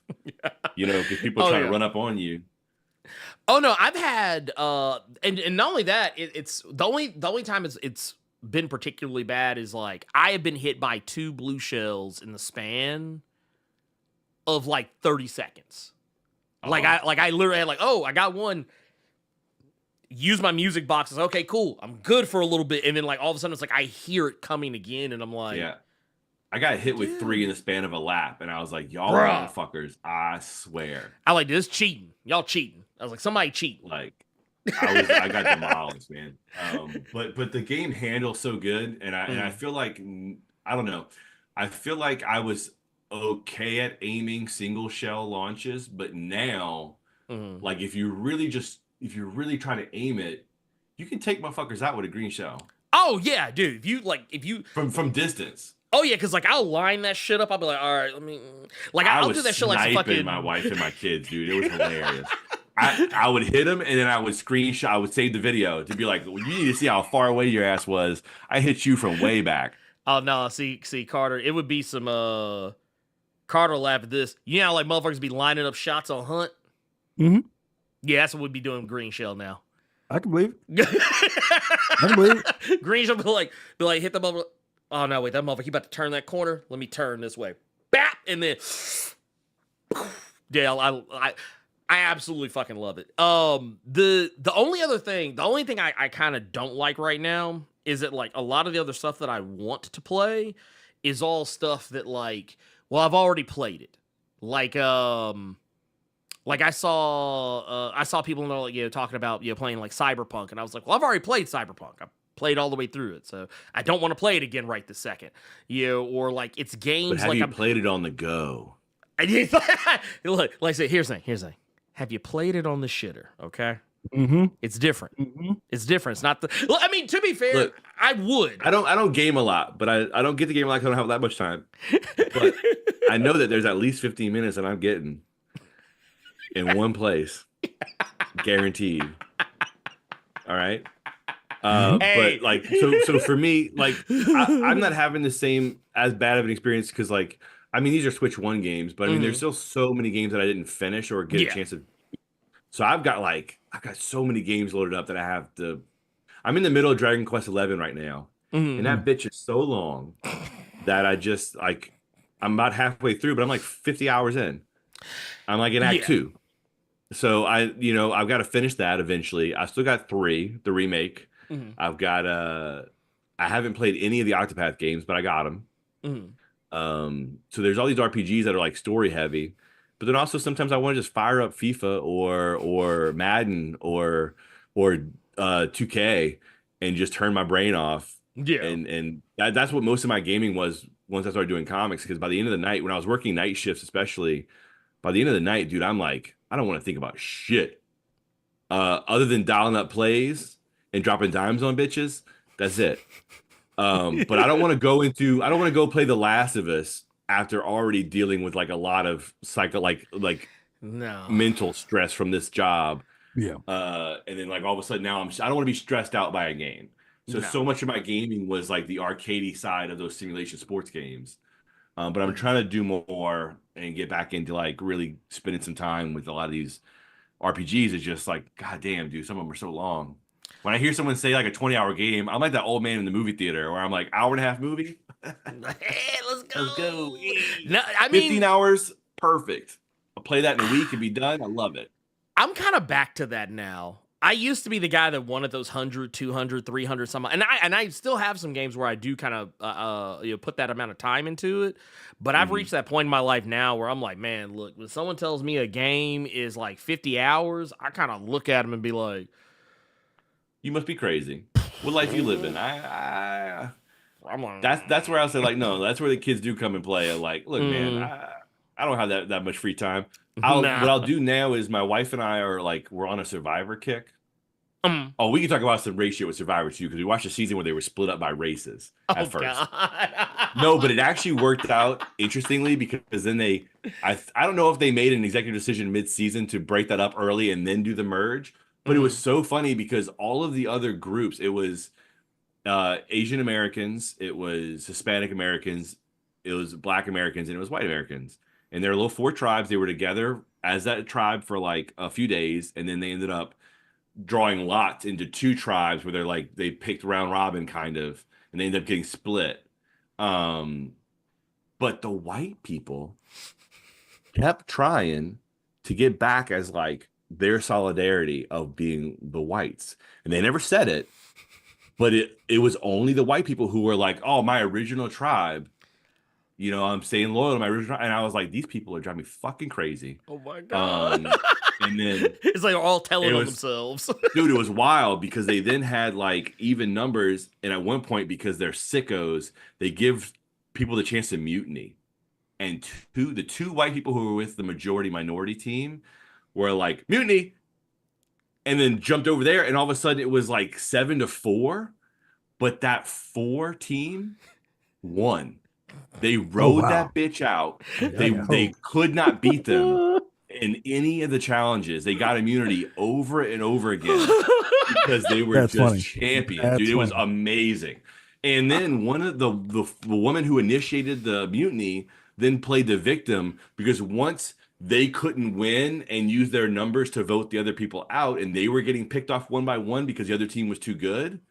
She was like playing like she was upset about how like cruel they're being to them. And I was like, you were so happy to throw all these people under the bus and protect your little cul-de-sac with your fucking gated community.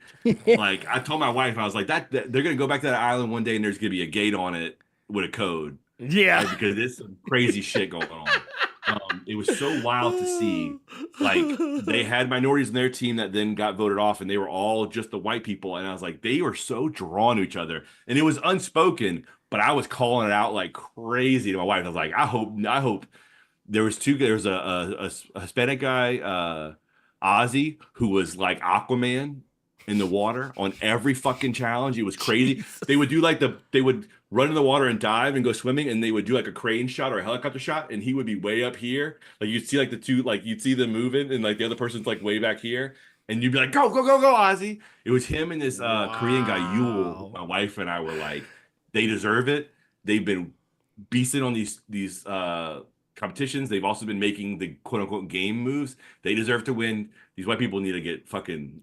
They need to get out of here. And I was hoping someone would actually call them out on their bullshit, but you know it never does. Yeah. I wonder if they did, but they just didn't show it. Like they're like, no, cut that. Thankfully, it ended up that whole four. That four was the final four. They went where there was like 11. They went from like 11 people, I think, to four, where they just slowly smoked every single one of the other people. Yeah, it ruled. So we've been watching Survivor, and that's kind of a perfect time for me to just like pop up the Switch. You know what I'm saying? Oh, play a little bit of Dragon Quest, and you know, go save the world, be the luminary, but also like, damn, Candace did what? Yeah, you know. Yeah. Yep. See, that's how it is. That's how it is for us. Like, sometimes, my wife, she loves watching like these random reality shows, and she's lately been on this really weird Naked and Afraid kick. Oh, that show's wild. That show is like, I'm not gonna lie, that show,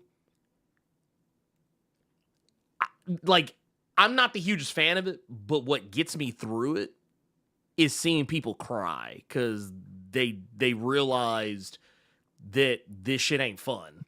It's funny how many of them who go into it being like, I'm a survivalist, and then like a weekend they're like, I fucking hate these bugs, god damn it, and they got like they're all bumpy, they look like the thing. Yeah, it's crazy. Oh no, there was a dude, white man, guy. He went into a thing that was gonna be easy, and I think it was like one of the episodes I kind of walked in on. But the guy was like, he was getting dehydrated because he was used to be able to drink water whenever he wanted to. And a white dude had an outsized opinion of his abilities. Yeah, right.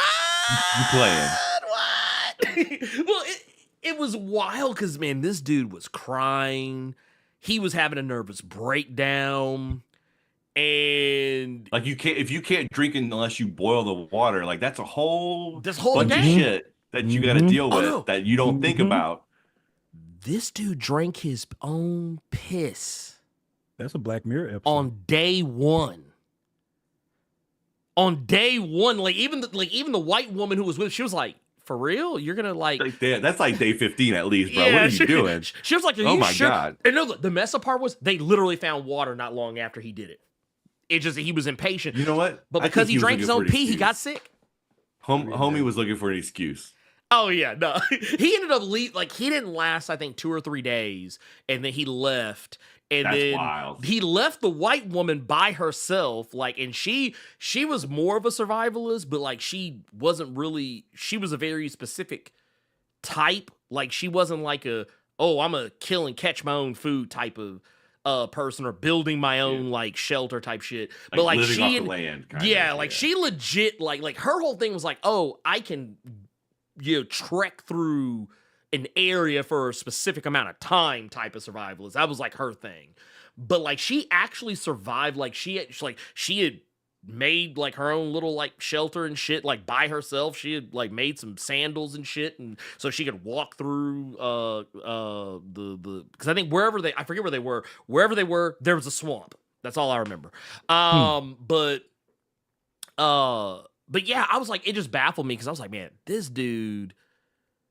I was like, which to be fair, I'd have been a whole bitch too. But they'll drop them like if I'm not mistaken, they'll drop them domestic too. Like I think I saw one where they were just dropped in the Florida Everglades. And they were like, good luck. And it's like, Jesus. And see, I think this one, I don't remember where it was, but whatever the fuck was going on, the bugs were eating his ass up. Like they like put the camera. That dude, like his whole body was just one big well. I feel like I saw this one. I don't remember the piss. I must have like memory hold the piss. But I do remember watching an episode where it was like really buggy, swampy hot, and I remember the guy going and it kind of being like, "Sorry, you're on your own. I'm out." Yeah, can you imagine him in the arguments now with his partner? Can you imagine him at the parent-teacher conferences? Can you imagine him at like the work meetings real quick? Well, at least I didn't drink piss, Jonathan. Right. You know what I'm saying? Like, I didn't drink my piss on day 1. Yeah. No. Hour 4. Yeah, that is insane. It was hilarious because I was like, man, this dude, and this was one of those situations where these were people who like, it wasn't like, they weren't familiar with the show. They were all familiar with the show. They knew what they were signing up for. And for whatever reason, they were just like, nah, this is easy. I can do it.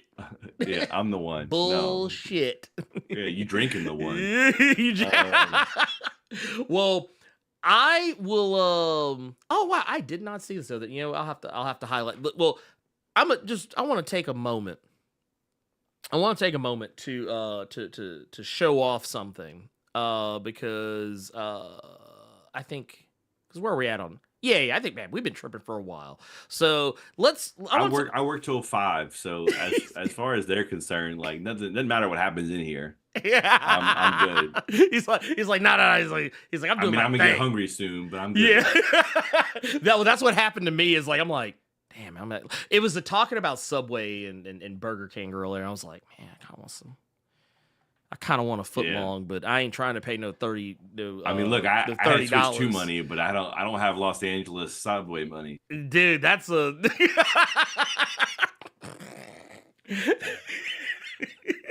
Look, Carter. I don't even know what a Switch. Dude, how much they busting heads for Switch 2s in LA? Honestly, because of the Subway reason and other things I have purchased here, I've been scared to look. I've been spooked to look, man. My Switch Lite is right there. It's ready to go. Right when I want to cut on Scott Pilgrim, Ninja Turtles, or Streets of Rage 4. I'm fine. There you go. I mean, this was my buddy, man. I put out like even owning the PS5. Whenever I would do that year in review shit, it would be like 80 hours, and it would be like 250 hours. I'm like, God damn, you were just like my life. Dude, that's a lifeline. Yeah, that's the best $200 purchase I've ever made. Yep, sure is. Look if they're busting heads, because I think like Mario Kart was like 70, like 78, or no, I think it was like 80 or something like that. Yeah, yeah, it was like. But 80. You also, I didn't flip out on that because Mario Kart 8 came out on the Wii U. Oh yeah, like 5 years ago. People were still playing that shit up until last year, so it's like it's more of a question of, are you getting $80 worth of play out of it? And Mario Kart is one of those games. Yeah. The same way like GTA is one of those games, and the same way Smash. Like I'm not gonna get mad if Smash comes out as $80 because I'm gonna put so many hours in that fucking game. And it's probably gonna be the only one. It's probably gonna be the only, like, because that's usually how Nintendo does. For a decade almost. Yeah, because like when I actually thought about it, I was like, you know what? Mario Kart 8 literally carried me through an entire cycle. And new courses and shit, later down the road. Yep. I was like, yeah, like honestly, if it's one of those deals where Mario Kart World is the only Mario Kart we get for like the next like 8-10 years, I'm okay with that because at least because you're definitely getting your money's worth then. But yeah, like now if it was one of those deals where it's like I'm paying 80 and they got a new Mario Kart World out, they announced because you got to be careful with this shit. Y'all gonna have to kiss my ass on Mario Party for the foreseeable future because they be putting out new Mario Party every year. So yeah, they put out like 3. They put out 3 in like the last 5 years. Yeah, they're not fucking around with Mario Party. I own all 3 of them. I got kids. Hey man, look, I'm talking my shit. I'm gonna pay for that Switch 2 edition for Jamboree. Yeah, I'm just going to. I'm angry about it, but I'm going to. I agree. That's gotta be staying at that 50. Yeah, you pushing it. If you charge me 80 for Mario Party 1 year and then another 80 for a Mario Party that comes out within the next year and some change, we got to fight. Like there's no it's a straight up I got to put hands on you. Somebody at Nintendo is going to have to scrap with me. And that's just all there is to it. But I mean, I do appreciate that a lot of the rest of the games, I know the worry was that they were gonna do that $80 price tag for Mario World was going to be like blanket across everything. It really isn't. Like a lot of the other games are still pretty normally priced. I think it's just like the first party Nintendo titles. You'll probably see that more and like the main first party ones. Like I guarantee you, if a new Zelda game comes out, I'm not going to be shocked if they're like, yeah, this $80. I'm not going to be. But I mean, I can tell you right now, I can fire up and go look at my profile, and there's at least 180 hours. Yeah. on Tears of the Kingdom. Oh, without a doubt. Easy. Breath of the Wild, Tears of the Kingdom. I played the fuck out of both of them. So much that honestly, if I had to pay $80 for them, I wouldn't be that messed up. Like it's when I started looking at stuff like, oh, well, you're busting my head for like Madden or 2K. Or whatever. Yeah, no way would I pay that for a Madden. Ain't no fucking way. I'll rock an old roster for 5 years. I don't give a shit. No. I'll download the roster and they'll just do the stupid, where they don't look like them. I don't give a shit. Like, it's like not happening. I don't give That's crazy. Look, I'll make my own. I'm gonna make my own Madden, and there's gonna be blackjack and hookers. Just know that. But real quick, I want to just give some shout outs here because we got some pretty wild stuff. And actually, Carter, you have a question. I don't know if you got a chance to take a look at. So I'm going to pull this up. Says, well, for one, shout out to Arcane Payaso. I probably fucked that up. For the follow over on Twitch. Bone Factory wanted to ask you, Carter, if you've checked out the latest Green Arrow yet. I have not. It is on my list to do. The reason he's asking is because I didn't know that Chris Condon is doing that one. That's the writer of Ultimate Wolverine. Sure I didn't know he was doing Green Arrow as well. So that's something on my to-do list now. I still got to finish fucking Benjamin Percy's fucking Green Arrow. And I did a cover for 27. Okay. I think. Oh shit. Yeah. They already showed it, so I'm not like. I'm not like fucking up. Yeah. It's like it's already in the solicits. It's like it's in the solicits. It's fine. Well, I didn't know about my Transformers thing coming out, and then all of a sudden someone like hit me up and they're like, "Oh shit, I didn't know you did one," and it was like black and white. It was like a store. It was like a shop exclusive, and I was like, "Oh, they didn't tell me shit." But dude, what? They sent me like so many comps. It's crazy. Wait, which one did you do for which issue did you do? This is comps. Oh, Jesus Christ. Jesus. God damn. Oh shit. And what's cool is that they sent me some virgin ones too. Oh, dude, yes. But I mean, like normally when you do a cover, you get 5. That ain't 5. Jesus, what's that? Is that a stack of like 10 apiece? It's 80 total. Jesus. Yeah, I'm gonna be stocked up for a minute. God damn. God damn. All right, I got the original for that is right here. Oh shit. But also, oh god, there you go. Bruh. That's it. Yes. Tried to give her them yams. Yeah. I was See? like, no, she gotta be thick. She gotta have some legs. Oh yeah. I mean, look, you can't be one of the baddest fighters in the DC Comics universe and not have some yams on you. I'm sorry. Can you go ahead and take the one? I'm going to head out because I was not expecting a Leon reference, a UPN reference, and now this man has said he had to give her yams. I'm ready to go now. He's like, oh, come on. I'm ready to go. Oh, come on. Hey. The choke I just came out when he said I'm super white in a lot of ways, man. I promise it balances out. I mean, oh man, not yams. I was not expecting yams. That's wild. That's wild. I've heard it enough from you, but coming from company, he's like, nah, not like this. Not like this. Hey, that Leon reference was crazy. I'm not gonna hold you. Look, okay. The first movie I ever saw in theaters that I have a memory of was Cool Runnings, and I was done. Okay. Done. Okay. He's on my list. Done. Okay. I mean, and Leon is somebody too, because awesome.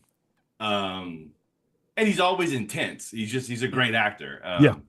But what do you think about the Mr. Miracle news? Oh, so for those that don't, Carter, that's did you hear the about absolute it? behind me. Yes, I heard about it, but this is the absolute. I had to get it as an absolute. That's one of my favorite fucking comics. Period. It actually gave me an excuse to pull this giant out and reread it again.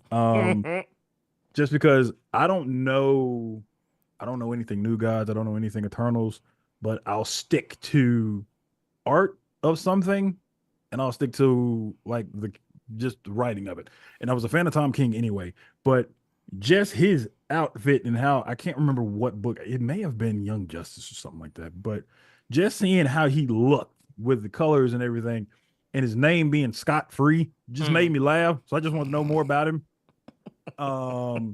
So yeah, I'm excited for that news. The fact that it is going to be taking cues from the Tom King book. He's show running it. Yeah. Okay. So, and that's Mitch one thing I was Gerard's worried about. If I remember correctly, I think they didn't say like Mitch was consulting on it too, or okay. I mean, at the very least, they're heavily relying on his art style, which is awesome to see. That's dope. That's dope. 100%. So often with comic book stuff, that never is taken into consideration at all. So I'm actually wondering if they're going to do, because that would be wild to see animated, like Mitch's non-panel layouts when it comes to certain I wonder shit. what they're gonna do. That would be insane. But my only thing was there was a lot of stuff in that book that was heavy. So I'm wondering if it's going to be touched, just because that's one of the things that people always bring up about Invincible. It's a certain thing. Are they going to touch it? With Mr. Miracle, there's a lot of stuff in there. Are they going to touch it? So that was going to be my only question. But now I just want to know who's going to be voicing who, because the fact that James Gunn is saying whoever voices people in the animated are going to be the live action. Right. So now I'm excited to see, and I'm interested to see who they're going to do. Plus, I can actually have Granny goodness on the screen and not have to think about that fucking Magneto thing that Ernie ruined for me. Oh, oh man, I don't want to know. Magneto is. You've seen X-Men 97, have you not? Yeah. So, oh God, yeah. There it is. There it is, right there. Never crossed my mind until he said it, and now that's all I see now. It's like it clicks into place. Yeah. Oh shit. I mean, hey, look, Magneto is fabulous. It's okay if he looks like Granny Goodness. It's okay. It's okay. Yeah, I see. You got your shelf porn set up back there. Yeah, with your omnibuses and shit. Oh yeah, I got stuff. I got things. Both of y'all. Okay. Yeah. So all right. So here's the thing. I don't really just like those big giant ass omnis like that, but so that's Scott Snyder's, the first half of Scott Snyder's Batman run. Yeah, you can see that from across the fucking room. Yeah, that's huge. Only reason it's on the shelf in the first place is because the comic shop I go to had it for like $50. That's the only reason. Oh, like 45, like 50 with tax. That's the only reason I bought it. All right, bet. Any other time, Give me some they were deluxe hardcovers and I'm expensive. content. They were expensive, but like for the longest time, I only had like one or two artists. Like I had Somni's Daredevil. Yeah. That was the first one I ever got, and then I got the Mazzucchelli Batman one. But Mm-hmm. then they ran a 50% off sale. Mm-hmm. And they're still expensive, but I mean, $75 versus Yeah. 150. Yep. So I bought three of them. I was like, oh my God, when am I gonna? Because these things hit the aftermarket and they get stupid expensive. Like if you try to hunt down ones that they're not selling anymore, they're like $300, $400. Oh, dude, I'm going through that right now. Funny enough, I guess it's the Gambit of it all. I'm going through that with Gambit right now because I had the James Asma stuff. I had them all. Probably don't know that story, but there are a lot of comics that I had here that got stolen when my car got broken into here. So looking for that book, it's not an Omni, it's not a hardcover, it's just a thick little trade of 17 issues of Gambit Heat, but it's going for like 3, 4, 5, and I'm just dude, folks were trying to bust heads for this Turtles Ninja Turtles hardcover. I think yeah. I actually had to hunt for a long time before I found someone who was actually selling it on eBay for what I felt was a close to reasonable price. Because it was out of print. Which oddly enough, it's back in print now. But like, it wasn't one of those like, oh, it's temporarily out of stock, as in like, oh, we'll get it back in like maybe a month. It was out of print for like the better part of a year. So I kind of just got to the point where I was like, yeah, they're probably not putting this shit back in stock. Cause I was like, they're already jumping onto the Jason Aaron stuff. I said, this book's going to get forgotten about. Oddly enough, I wish I would have waited, but I definitely paid more for it than I should have. But I'm glad to say it never got to like the $200 range. Well, like man, that the secondary market, like with games and anything collectible, is so fucking predatory and gross. I hate it. Like that the Zord that I have.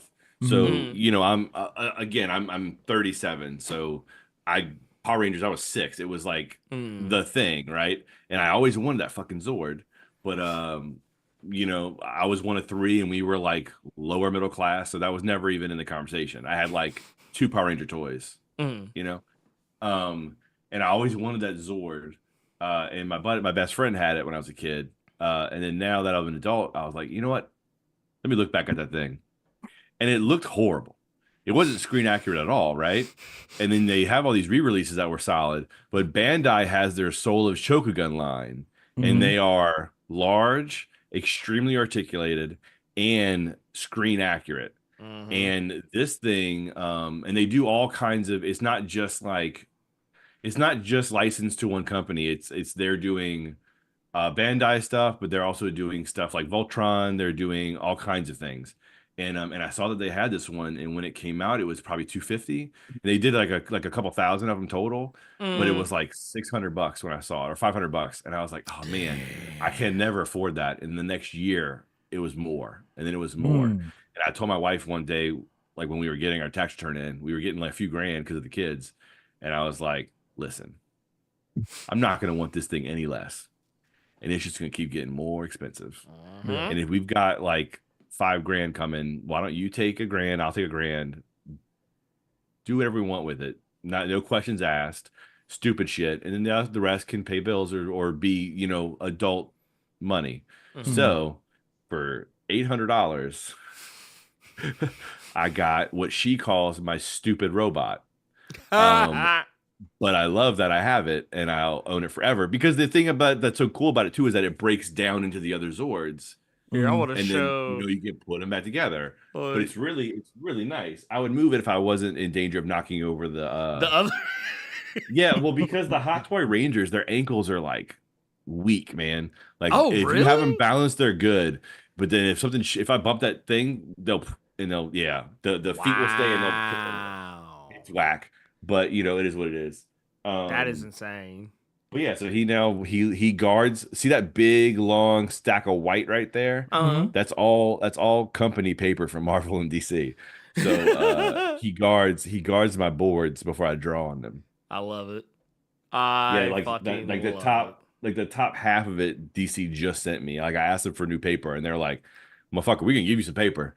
And I was expecting like maybe enough for the 5 issues or so, however, like whatever I had left, and they were like, "Nah." It got like a 20-pound box of paper. Jesus. So, yeah. I'm about to say, and that paper is not like. I mean, it's. I used to go to Michael's on either Christmas or like Black Friday and catch like the buy one get one kind of deals that they'd run on all their sketchbooks and Bristolboard, and I would stock up on bristle pads for the year at half price. But I mean, I'd still be spending like fucking $100-$200, you know. And now I don't pay shit, and it's great. It's also cool just having. I'm nerdy enough that like it's cool having my name on the board with their logo printed on it, and like, you know, I got to go to a private party once for DC, and they gave me a little wristband with a DC logo on it because my name was on the list, and I was like, it's pretty fucking fire. I'm somebody. Hey, I'm saving that wristband. Oh no, you him. It's just cool. It's like it's that stuff that I still appreciate from like being on the other side of it. That like, you know, I once I knew that they were printing these boards and people were drawing them, that was never even a question that I was gonna be asking for that shit on the regular. Dude, I will also say real quick too. This, I think we did touch this one earlier. We got 2 more I want to take a look at real quick. And then I'm curious to, I want to see, you know what, I probably should have prepped for this, but you know, we usually do like our little recommendeds. I want to see if there's something that Gavin's going to recommend, while we're here. Oh, fuck. But, hey, whatever you want. But I'm going to give you some time to think about it. Cause, we're going to shout out, Born from Lane, who followed us over on Twitch.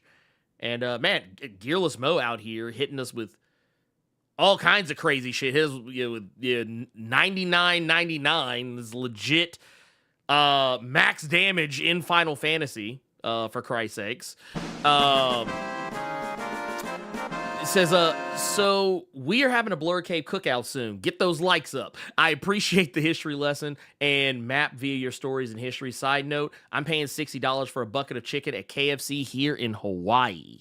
Fuck? Good. Yeah, KFC is pricey up here too. That shit is pricey up here too.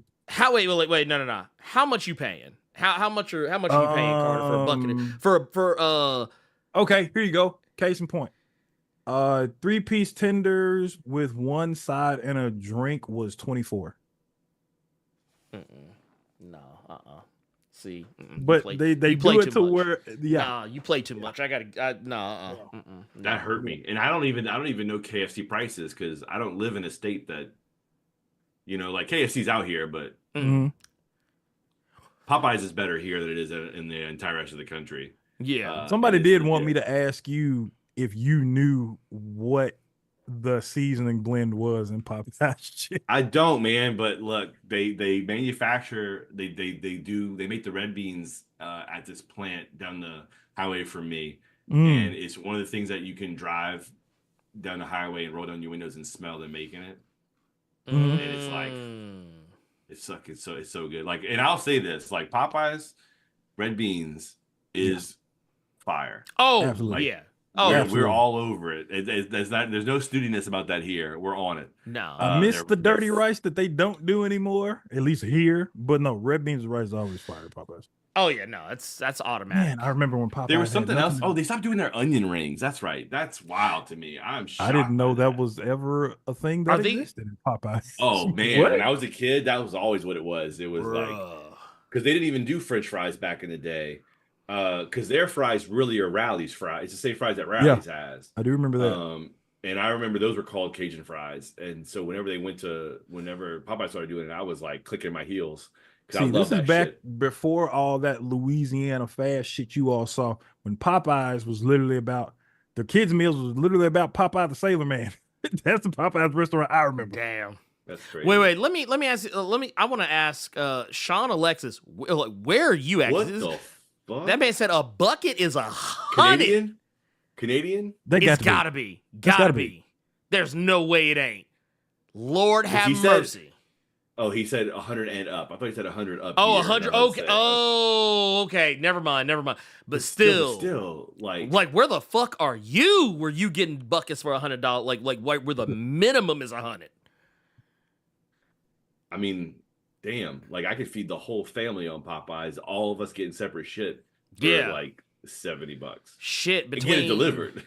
Yeah. Oh no, I was about to say I don't even pay $100 if I'm getting it delivered. So like it's yeah, that's wild. That's like shit. I don't care if it's Popeyes, fucking Zaxby's, whatever the fuck. Like I can get a bucket of chicken to the house and not have spent more than that. Does the food come with an escort? It better.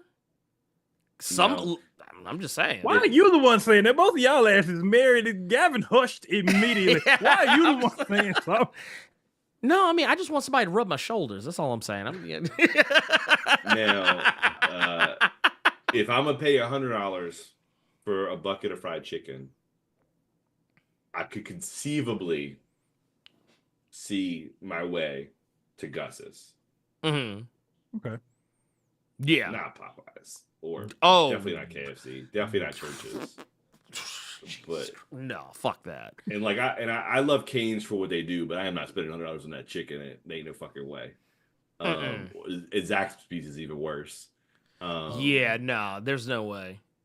If Zaxby's charges me $100, I'm fighting somebody behind that counter. Yeah, no, I got like I typically don't go in food, like fast food places anymore. I'm usually just like, hey, I'm gonna pull up to the curb and get my shit. So much now, man. I do it so much now. I shouldn't because it's so much extra money, but like, yeah. I'm gonna tell you what I don't think this was here. I don't think this was here when you were here last, or I know there was one, but it wasn't. There was only the one. But Memphis finally has Whataburger. And they only had it like in like the Cordova area, like kind of like right over closer towards like Wolf Chase.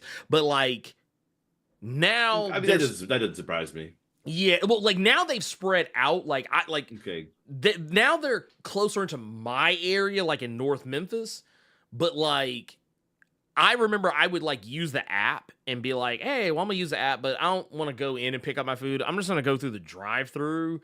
And just get it that way. But like they are so fucking slow that there have been at least 2 times where I've gone where they literally had to remake my food because the line took so fucking long. So now I'm a huge advocate for the curbside pickup because I'll just pull up, be like, all right, I'm here, and then like a couple of minutes later, somebody hands me my food. I'm going about my damn day. I would probably be on the drive-through if I had no kids or even one. But look, when you got 3, I just don't need my life to be any more complicated than it is. So if I can just go, if I can order on my phone and have it set up for the curbside, or even just if I do the drive-through and I give them the code and then we're like done, or like I said, I'll let DoorDash deal with it. Yeah, and they can wait in line and bring it to me. And then if it's not good, I'll complain. And DoorDash is really good about giving you some money back. Yeah. Well, they'll give you a credit real quick. You were talking about like not wanting to like, you know, or like you shouldn't do delivery quite as much. I'm not going to hold you because of the nature of the nature of my wife and I's relationship. We both hate going places. We're like I'm more of a homebody than she is, but like whenever it's like a situation where like, hey, we got to go out and get some food and bring it back. It's always like all right, what you got? All right, come on. It's $10 ain't really that bad extra. You know what I mean? Like I know that it makes the total a little scary. Yeah. But like, I mean, if $10, if I can stay home for $10. Oh, 100%. I'm there now. $10 doesn't feel that bad to me anymore.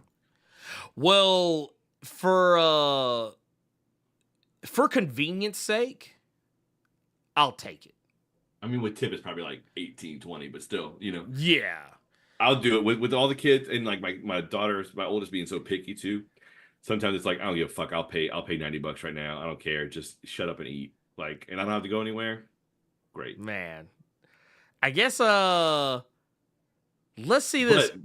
But we do it too often, definitely. I mean, because we have plans of being better about cooking all the time. But you know, I'm tired, man. I say I am. I can cook too, but I'm tired, man. He's like, man, look, you've been drawing pages all day. Look, the last thing I imagine you probably want to do is cook. So I'm not gonna hold you on that one. That's because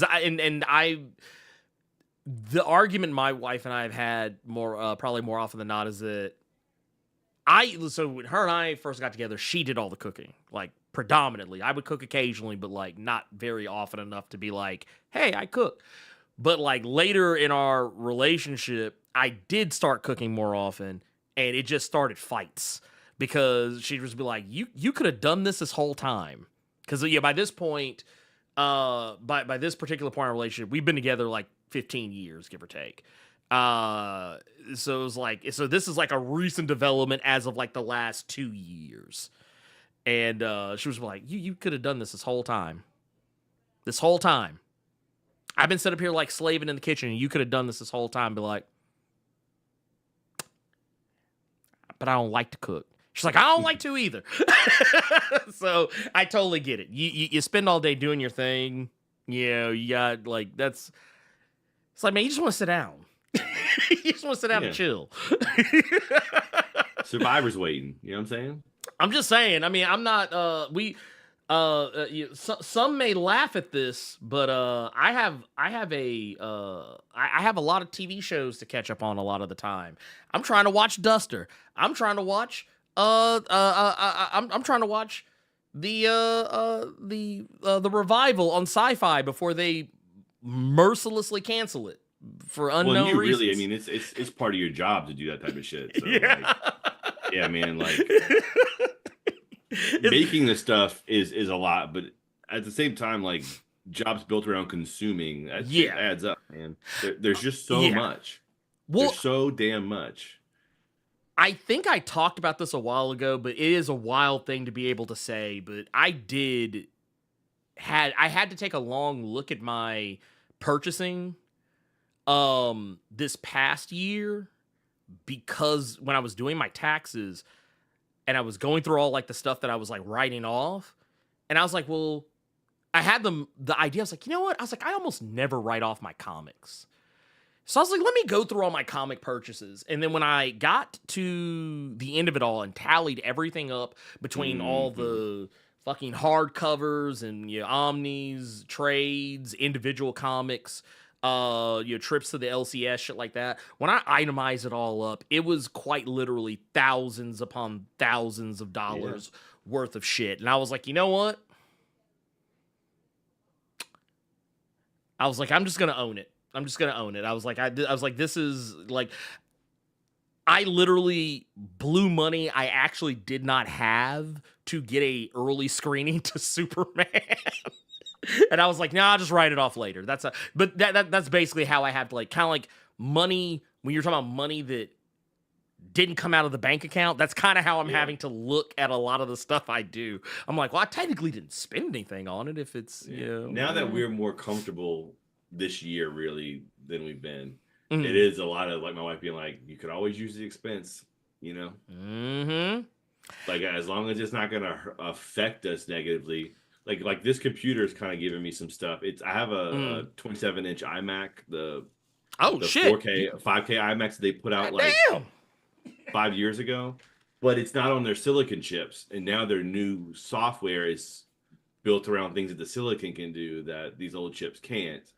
So part of me, and also this new update, it really gave me issues starting up. It doesn't have a full solid state hard drive in it, and it's got aftermarket RAM. And with Apple, if you put an aftermarket RAM, it's like having half of it. So she was like, maybe just get a new computer. And I was like, you're right. I should just spend a bunch of money on a new computer. She's like, you could always use the expense. I was like, that's how you know you married the right one. Yeah. Be like, you know what? Yeah, she's like, buy a new computer. You're right, actually. That's a good point. Wait, someone asked, well, I have the exact number. It was literally just $7, $7.50 shy of $4,500. That's what it was. That adds up fast, man. Like, with me with comics, I don't I mean, I buy digitally, but I buy like a lot of Comixology will run those trade sales, man. And like last Christmas, I think I spent like I kept going back to it and buying more stuff. I spent like $200, but I got like thousands of pages of comics because it was like $2 trades. Oh yeah, Digitally. no, that's And I was like, oh, I'm up in here. And I got so much stuff. We were at my sister-in-law's for like 4 days for Christmas, and like I would kind of check back in with her like every few hours, be like, oh, I went and bought more. Just to let you know. I just giving you a heads up. that's how Because they like we get don't you. really ask. There's not much of an asking here necessarily unless it's something big, but there's always like I give her a heads up, like, by the way, I ordered some stupid shit. I'm just letting you know. She's like, all right, whatever. Because I'm the only one working, so it's like she knows that I'm not gonna hurt us. Right. So she's like, whatever. You watch yourself a fucking Pro controller. That's fine. Where's mine? Like that's like You know? Carter and I on in stock trades. Like Carter sent me a picture of Wicked and Divine in the damages. Which, by the way, just full disclosure, in case no one knows this, those books aren't always damaged. Or if they are, it's so. You get stuff cheap. Yeah, Yeah. we're talking crack prices. We're talking like crack prices off Lamar Avenue. Like you just. I think because to full disclosure, Amazon was busting. Only certain people are gonna catch that Yeah. reference. That's why he looked off like that. Only certain people are gonna catch that reference. You have to be Jesus from Christ. Memphis. You have to be from Memphis, or I let lived it in hover. Memphis. I let it hover in the air for a second, and then it like settled in my brain. And Yeah. It's like, oh shit. But no, it was so I think the price you sent me, Carter, it was like what, 30? Yeah. It was like 30, but like on Amazon, that shit was like literally double the price. And that's why like I always mess with people about the writer that I supposedly hate so much, Jed MacKay's entire first run of Moon Knight. I was like, I got this book for like almost nothing because it was in damages. I forget what it was, like whatever it was they were charging when the book came out, I paid probably half of whatever Amazon would have charged for it. And I was like, when I got the book and I was like looking at it, like I literally thumbed through the whole thing, took the jacket off of it, all that shit.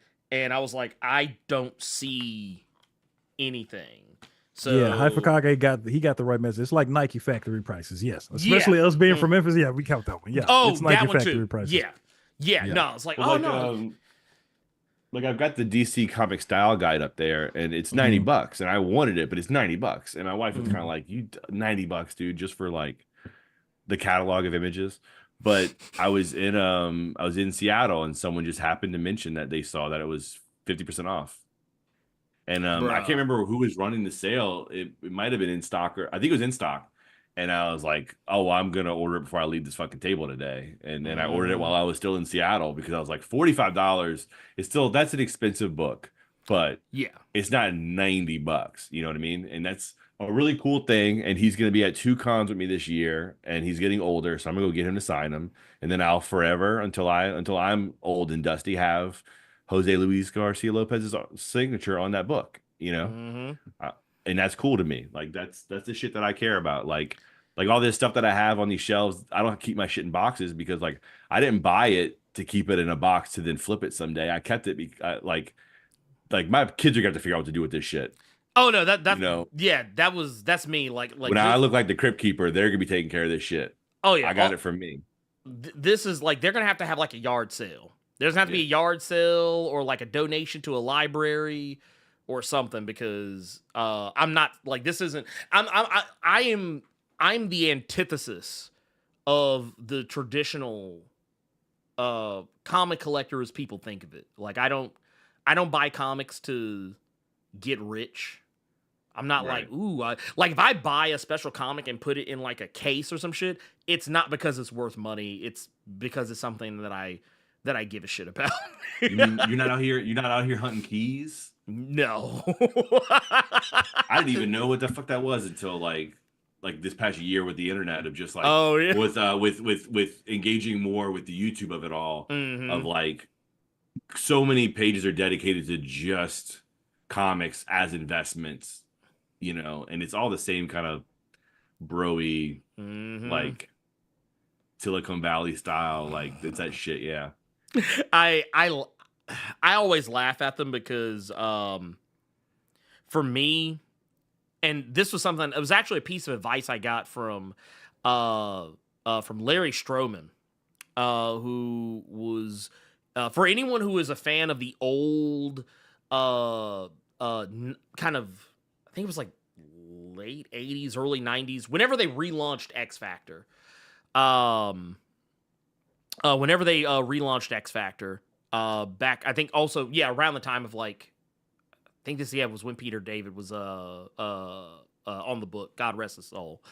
The reason why they had all those like black and yellow jackets, and I was talking to him about that, like how I had when they had the relaunch. I was like, man, I bet it would probably be worth some money right now, but I was such a terrible comic collector that the book's probably like it was like torn all to shit and not worth anything.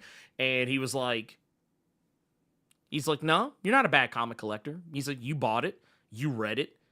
It was probably torn up because you read it a lot or kept going through it. And he's like, you enjoyed it. He said, you did exactly what you were supposed to do. Right. It's well loved, right? So when he put it like that, I was like, you know what? I'm here for it. I was like, I'm here for it. But no, I was gonna say, like, usually we do like recommendations. Is there anything that you would recommend to anyone this week? Comics wise or anything? Okay, so go with me on this one. On YouTube, there's been a thing I've been watching a lot lately. It's not like I've discovered this new thing. It's just that for me, I've really been enjoying it. Is Taskmaster, and it's a British game show. I know what you're talking about. Okay. With Greg Davies and this guy Alex Horn, and they have 5 celebrities for the whole season. The same celebrities do ridiculous tasks every episode, and they get points to see who wins. But they're so funny and weird, and I would recommend anybody who's interested, who is at least open to like the British style of humor. The new season is season 19, and Jason Mantzoukas is on it. So it's kind of like an easy entry point as having an American on it. Yeah. And he's a fucking lunatic. Yeah. But the episodes are all free, and they have every previous season full episodes up for free. And it's really, it's quite good.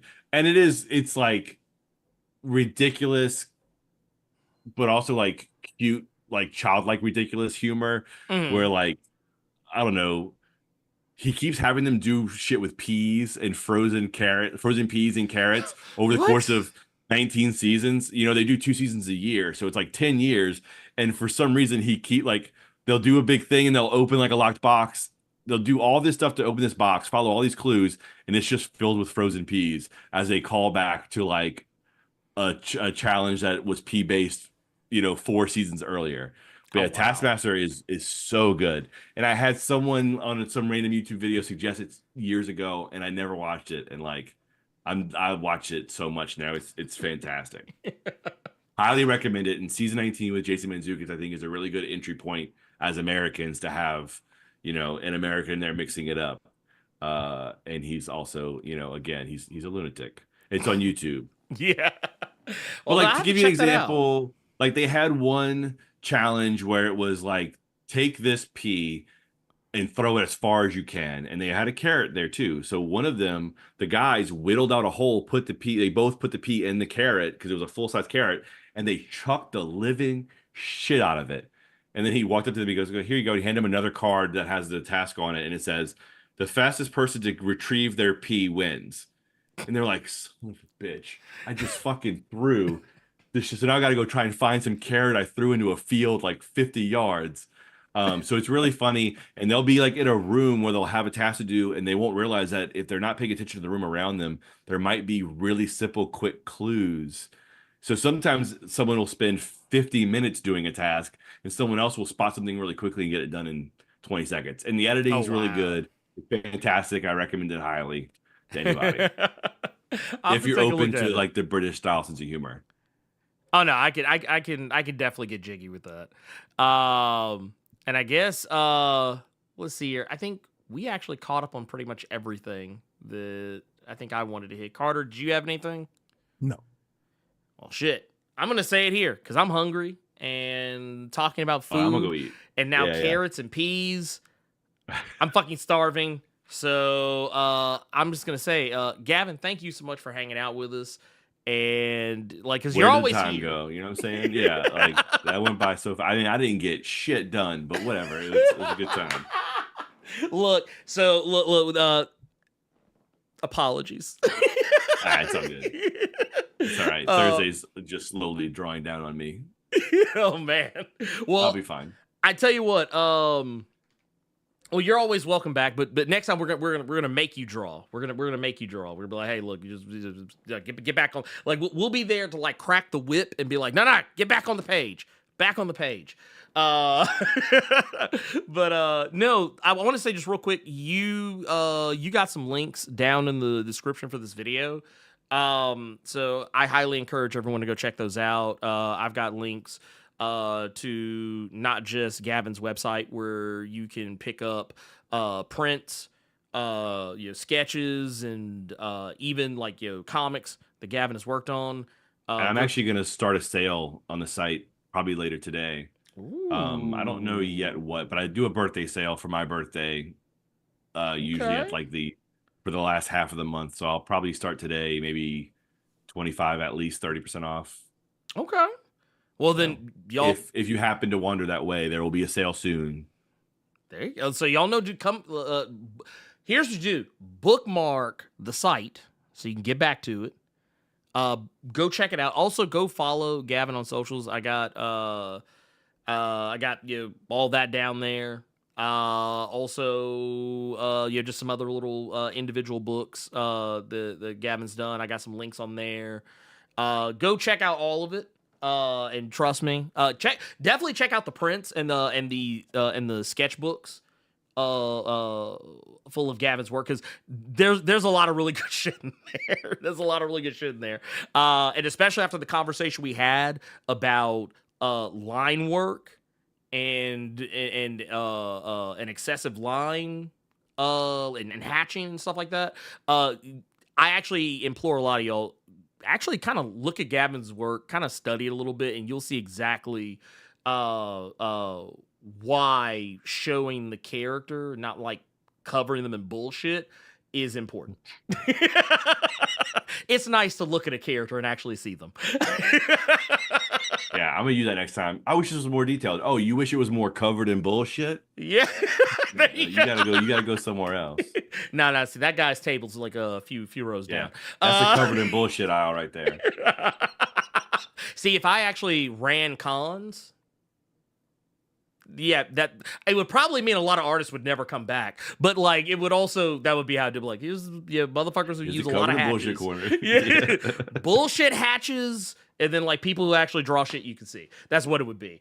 But no, thank you so much for taking the time to hang with us. And I want to thank everybody else for tripping with us, hanging with us. Make sure you hit the like button on the way out. And I